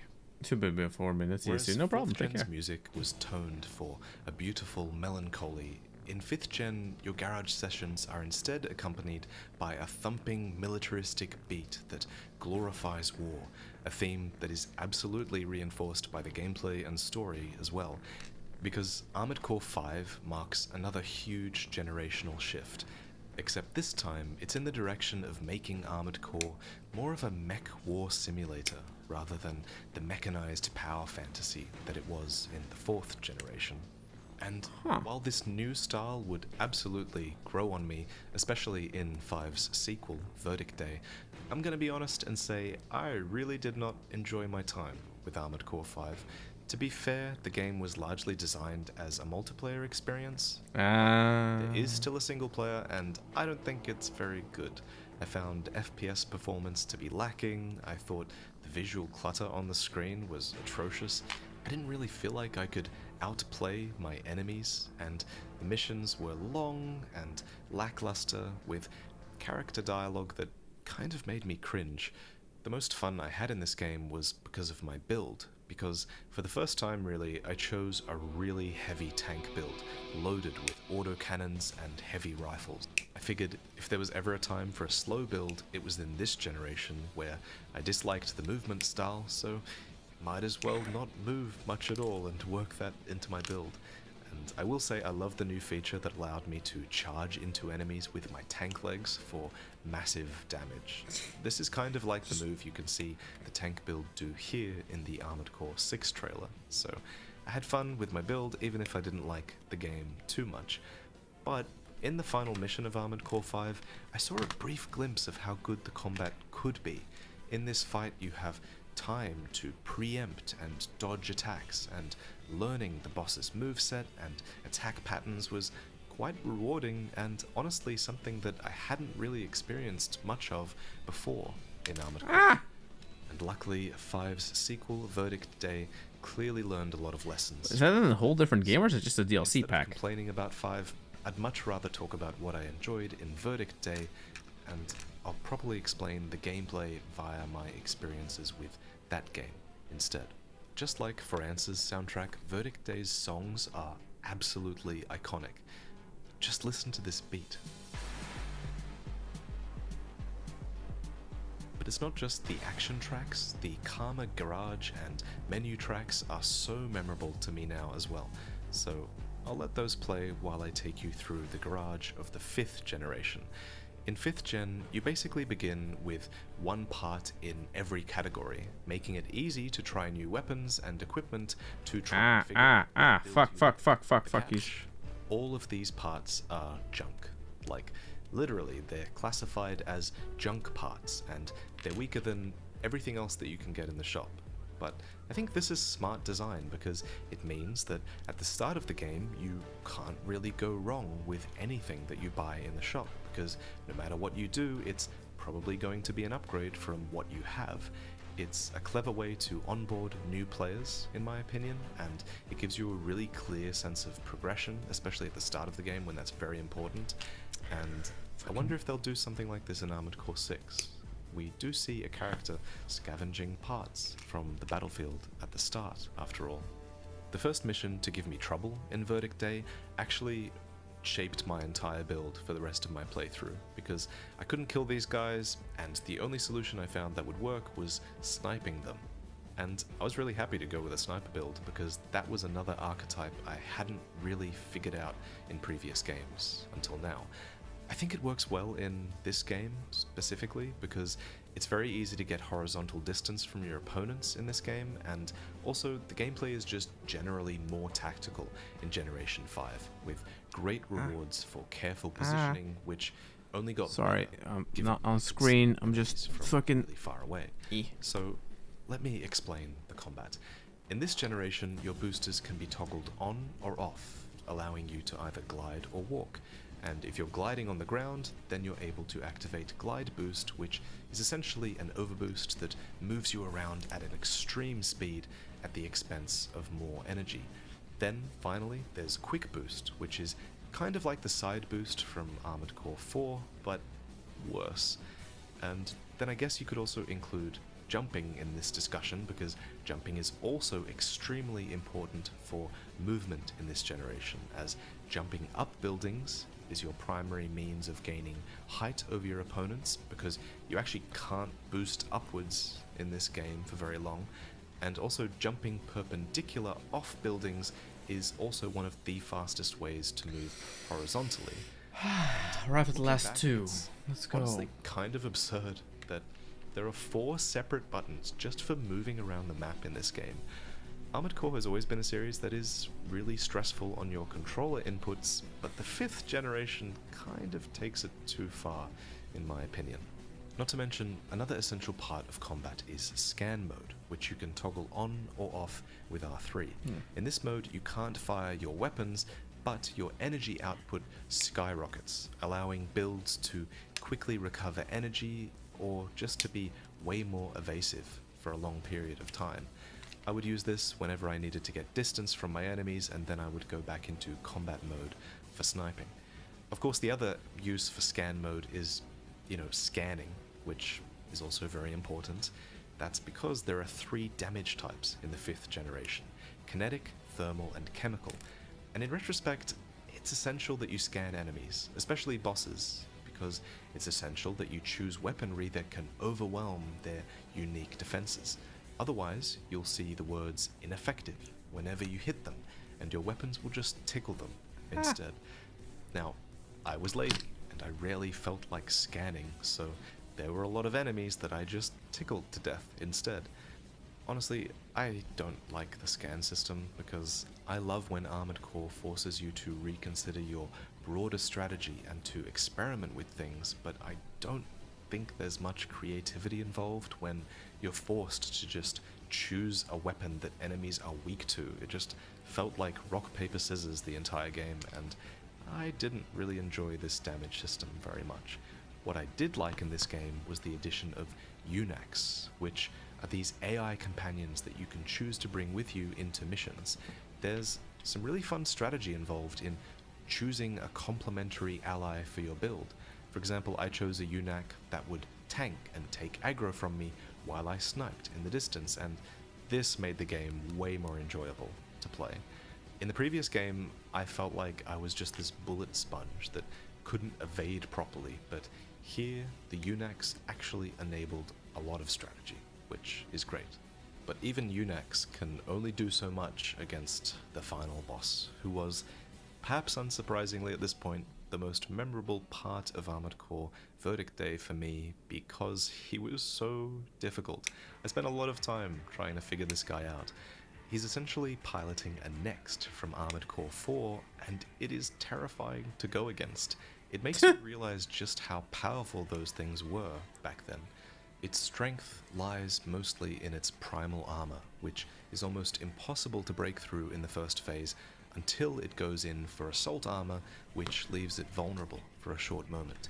I eventually figured out that if I dashed in and took a bit of damage here, I could end phase 1 in an instant because I decided to use dual pile drivers, which were these short melee weapons that essentially ram a warhead deep into the body of your opponent for insane damage.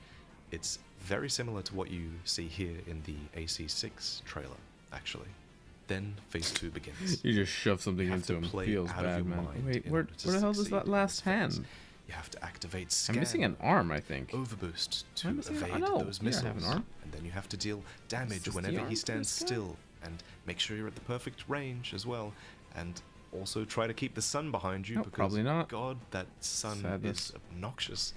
This And fight cut off is the bit, long, and 'cause you'll take fuck a it, lot I'll of just unavoidable glue it together. damage, so you have to really play perfectly in order to deal enough damage in time and take him out.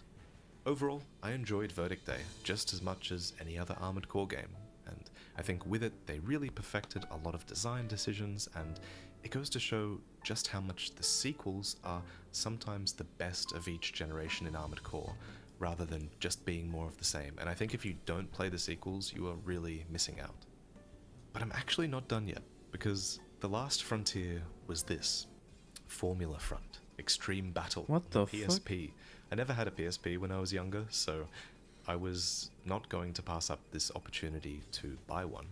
There are 4 Armored Core games on the PSP, but 3 of these, AC3, Silent Line, and Last Raven, these are remakes. The unique PSP title is this one, Formula Front Extreme Battle, where you're given every single part from the get-go, and you're simply tasked with climbing the ranks in the arena. The catch with this game is that you can technically beat this game without actually playing it, as there's a whole system of AI coding where you calibrate your AC to fight What? for you. It sounds good in theory, but That sounds these funny. AI It's an menus RTX. take forever to navigate, and often an your RT AC won't it's listen an to basic RTS. commands, and they'll just happily shoot missiles into a wall instead while you're forced to watch.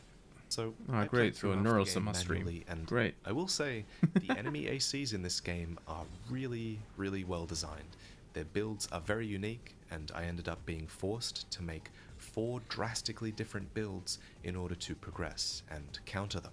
It was really fun, but one funny thing about this game is the whole aesthetic that it has. While every other game is this dystopian commentary on the terror of war and the dispassion of business, the music and the intros in Formula Front make you feel like you've entered a race in Gran Turismo, with an audience of adoring fans watching in anticipation as the announcer shouts "Go!" with glee. It's weird. If this is what peacetime looks like in the Armored Core universe, then I'll take the dystopian corporate nightmare, please.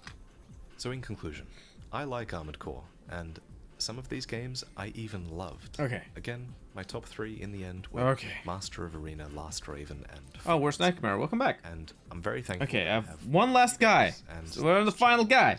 That's what motivated The final me to guy. push We're at the through final and fucking guy. understand this franchise. We have to glue together. That I discovered a genre of games I'm that gonna I lie, with the Space otherwise Marines it was fun, and now it's understand. getting slightly exhausting. I think it's a shame that so many Probably aren't supposed to do it all in one go though, games, but like so it's fine. I I'll hope do, I'll this do it video anyway. might help to convince a few people to give them a try and to push through any hardships that they'll face, so that you can get some mechanized memories of your own, so to speak. Or I'll wait Again, until if you Armored wanna Core play 6 anything comes from this out with series, decent either design. see if you can get a fair price Or I might play the second 5th one, hand, just or for just fun. emulate. And if you do emulate, be prepared for some technical fiddling with settings for some of these games, but it should all be pretty possible with guides online.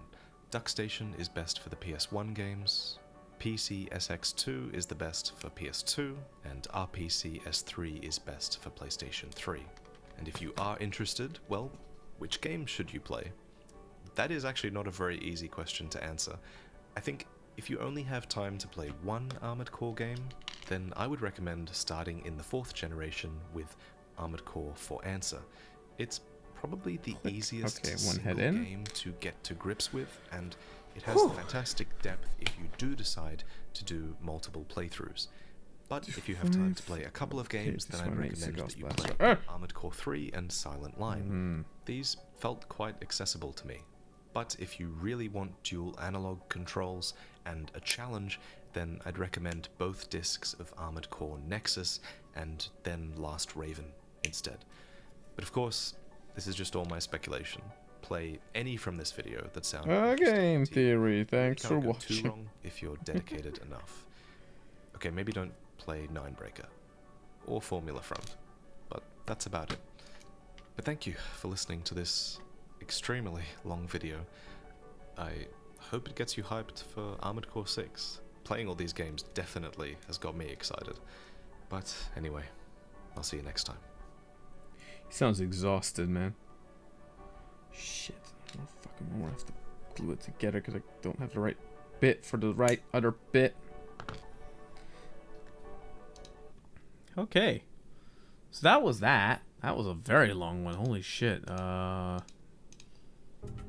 me just go through the beep, beep, beep, beep, beep, beep, beep. Back to Minecraft music. Because Minecraft music is best music. Fuck's sake. God damn it. Okay, and actually, he comes with a lot of like little extra bits and stuff like that as well. It's actually kind of funny. Eep. Eep.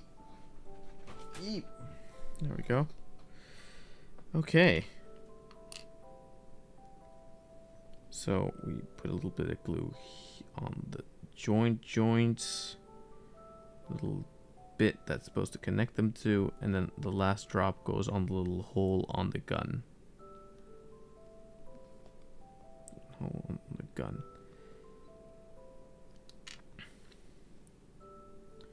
Then I try to get the guy connected to his chest. And I angle the arm inside to start feeling how that guy connects to it. Put this arm in the body. And then just start brute forcing it and holding it against the gun so that those two connect. Somewhat, at least. No. And then he fucking explodes, because of course he does. Because these Necrons were terribly made. IMO. Again, the Space Marine is really well done. The Necrons, really annoying. Really annoying design. Probably because I did it wrong, but there was no manual that I see as well that like was supposed to help me there. So, is what it is. No shit. God damn it! You stupid little motherfucker. Get in there.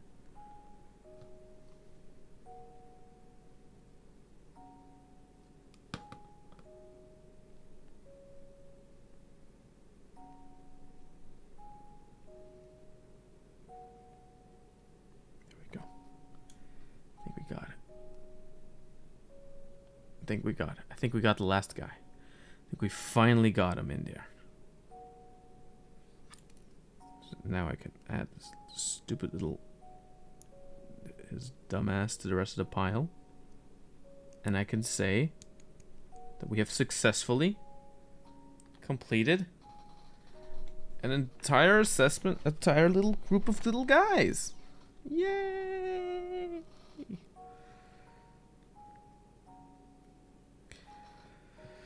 Oh my god.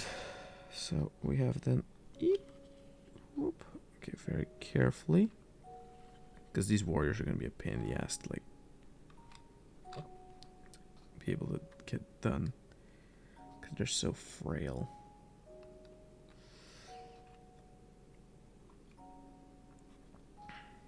Two more than We have the Knapatiketech spiders. This little arm that goes back into the box. We have the 3 Kniptuk spiders. Then we have Marine 1 and 2 Space Marine, Space Marine, Space Marine, Space Marine, Space Marine, and Space Marine. There we go. A little plate of enemies. We have a little plate of little guys. Just a bunch of little guys, you know?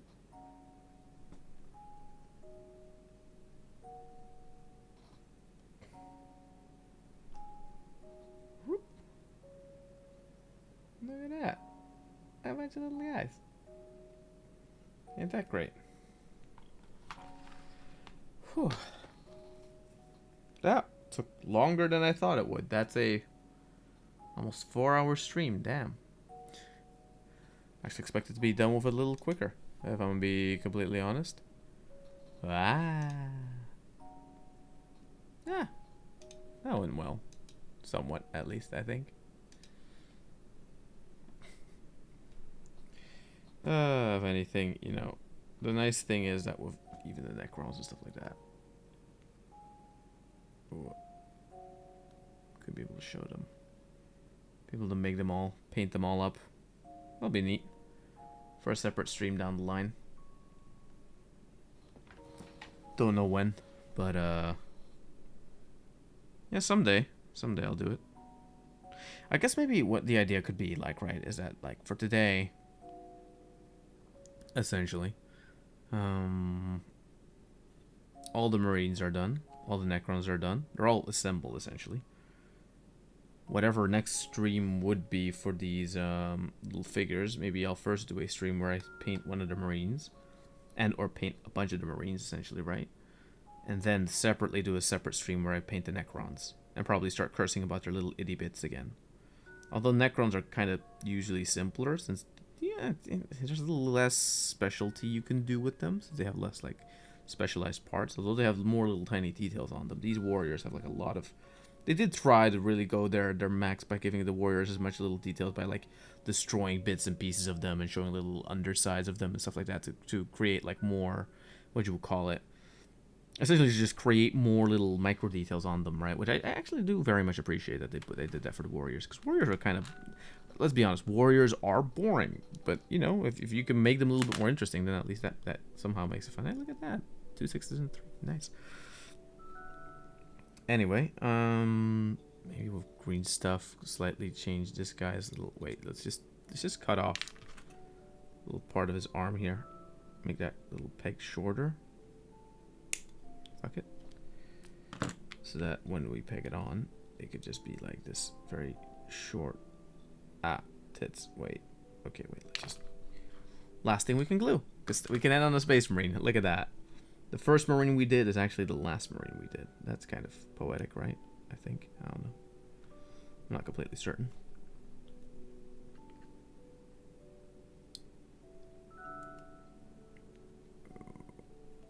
It's supposed to be all down, but I want him to cheat her with a shield. To battle, brothers.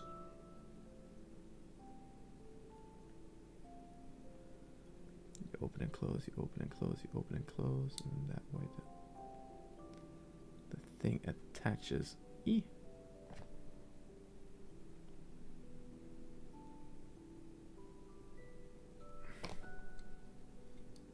Open and close, open and close.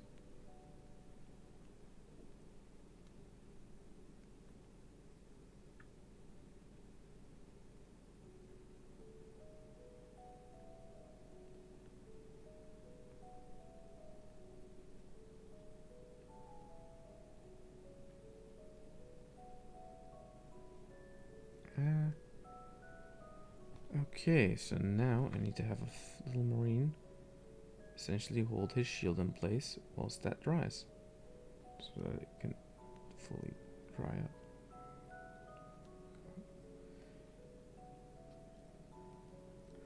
Ta-da!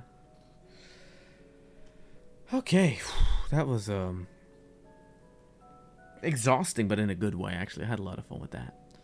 maybe near the end, watching a whole video whilst making these things is probably good for me, not as good for stream, not as engaging for you guys. Fair enough, fair enough. But hey, at least I tried it out, I experimented, and now I know for the future that I either need to have other things lined up to react to, because I can't apparently do 3 things at the same time. I can't stream, build these guys, listen to a video, and react to a video, really. Yeah, so for next time, I'll probably more than likely do what I was doing in the beginning of the stream, whereas whilst I'm building them, just continue talking and don't like get distracted by turning on some other video or whatever to watch. Even though I think that would have been maybe fun. I think in the when you look at the stream finale, like it didn't really pan out the way I thought it should have. Wait a minute, that is the pose that he was supposed to be in. No, up. Up your arm goes. Up. There we go. I want you to cheer. Cheer with the shield. Then his armpit, so it holds him up. There you go. There you go. Haha. Nice. Anyway. So. Got them. Ding, dang, dong, ding. Anyway, so with that said, I want to thank everyone for watching and for dropping by. So stream schedule for the remainder of the week will drop probably tonight, I imagine. I don't fully know what I'm gonna do. That or tomorrow. More than likely, no problem. Thank you, Scarcat. More than likely, what am I thinking about probably doing the rest of the week? If I quickly take a tiny look at my schedule, and with schedule I mean the poll that I do on YouTube. On YouTube I do polls from time to time, and the polls definitely each week basically give me an idea of what I'm gonna be making as like stream content in the week. So that's interesting. Usually, don't forget to join the YouTube for that. Congrats on finishing the models. Thank you so much. Yeah, no, I did it. Like, they're all completed now. The Necrons were a severe pain in the ass, which I guess I could have kind of seen coming, but man, like, for characters that you're supposed to just peg together or whatever, these are a real pain in the ass. Like, these are just not that fun to make, I'll be honest. Space Marines, fun enough. The Necrons, they would have been easier if you could have just glued them from the beginning. If they were to just been ball joint sockets to just glue together, it would have been way more fun to do. If anything, it would have allowed for more posing capability. Now some of them are posed a bit awkwardly, although for some other ones it does work in a weird way, right? Kinda. Yeah, so for the schedule, there's mainly 3 things on the schedule that should be done this week. For one, bolt gun. Finishing bolt gun. Well, I have the armor now, so might as well, right? Do the finale of that, which is just doing all of chapter 3. Hopefully I can do it in one stream. Hopefully it's not too frustrating and too difficult, but yeah, I guess we'll have to see. I have to do a video. Oh, the second one's just a video I have to do. It's not even really a stream. It's a video on an otaku elf. I have like a cool take about it that I noticed whilst watching the thing. Because otherwise, it's going to be one of those shows that, sadly enough, I'm very afraid of. Well, no, not very afraid of. I just know it's going to be a show that no one's going to remember. It's a show that's going to go into obscurity, and nobody's going to talk about it within a year, half a year, or whatever. So at least putting a video out on it might incentivize in a few years' time, or whatever the hell, whenever the algorithm does its weird things, right? For people to maybe check that anime again. Because there is something interesting about it, I find. To condense it down, right? There's this little animation cut within the opening where the main character stands beside her like Miko, which is like her appointed altar person, whatever. I'm not gonna explain the entire anime within this second, right? As she grows up very quickly. So essentially, there's this little bit of like this existential dread within that anime where the world around someone, especially an elf that lives for so many years, right, changes so quickly that if you think about it, like the whole point of the show is to take stuff as it happens.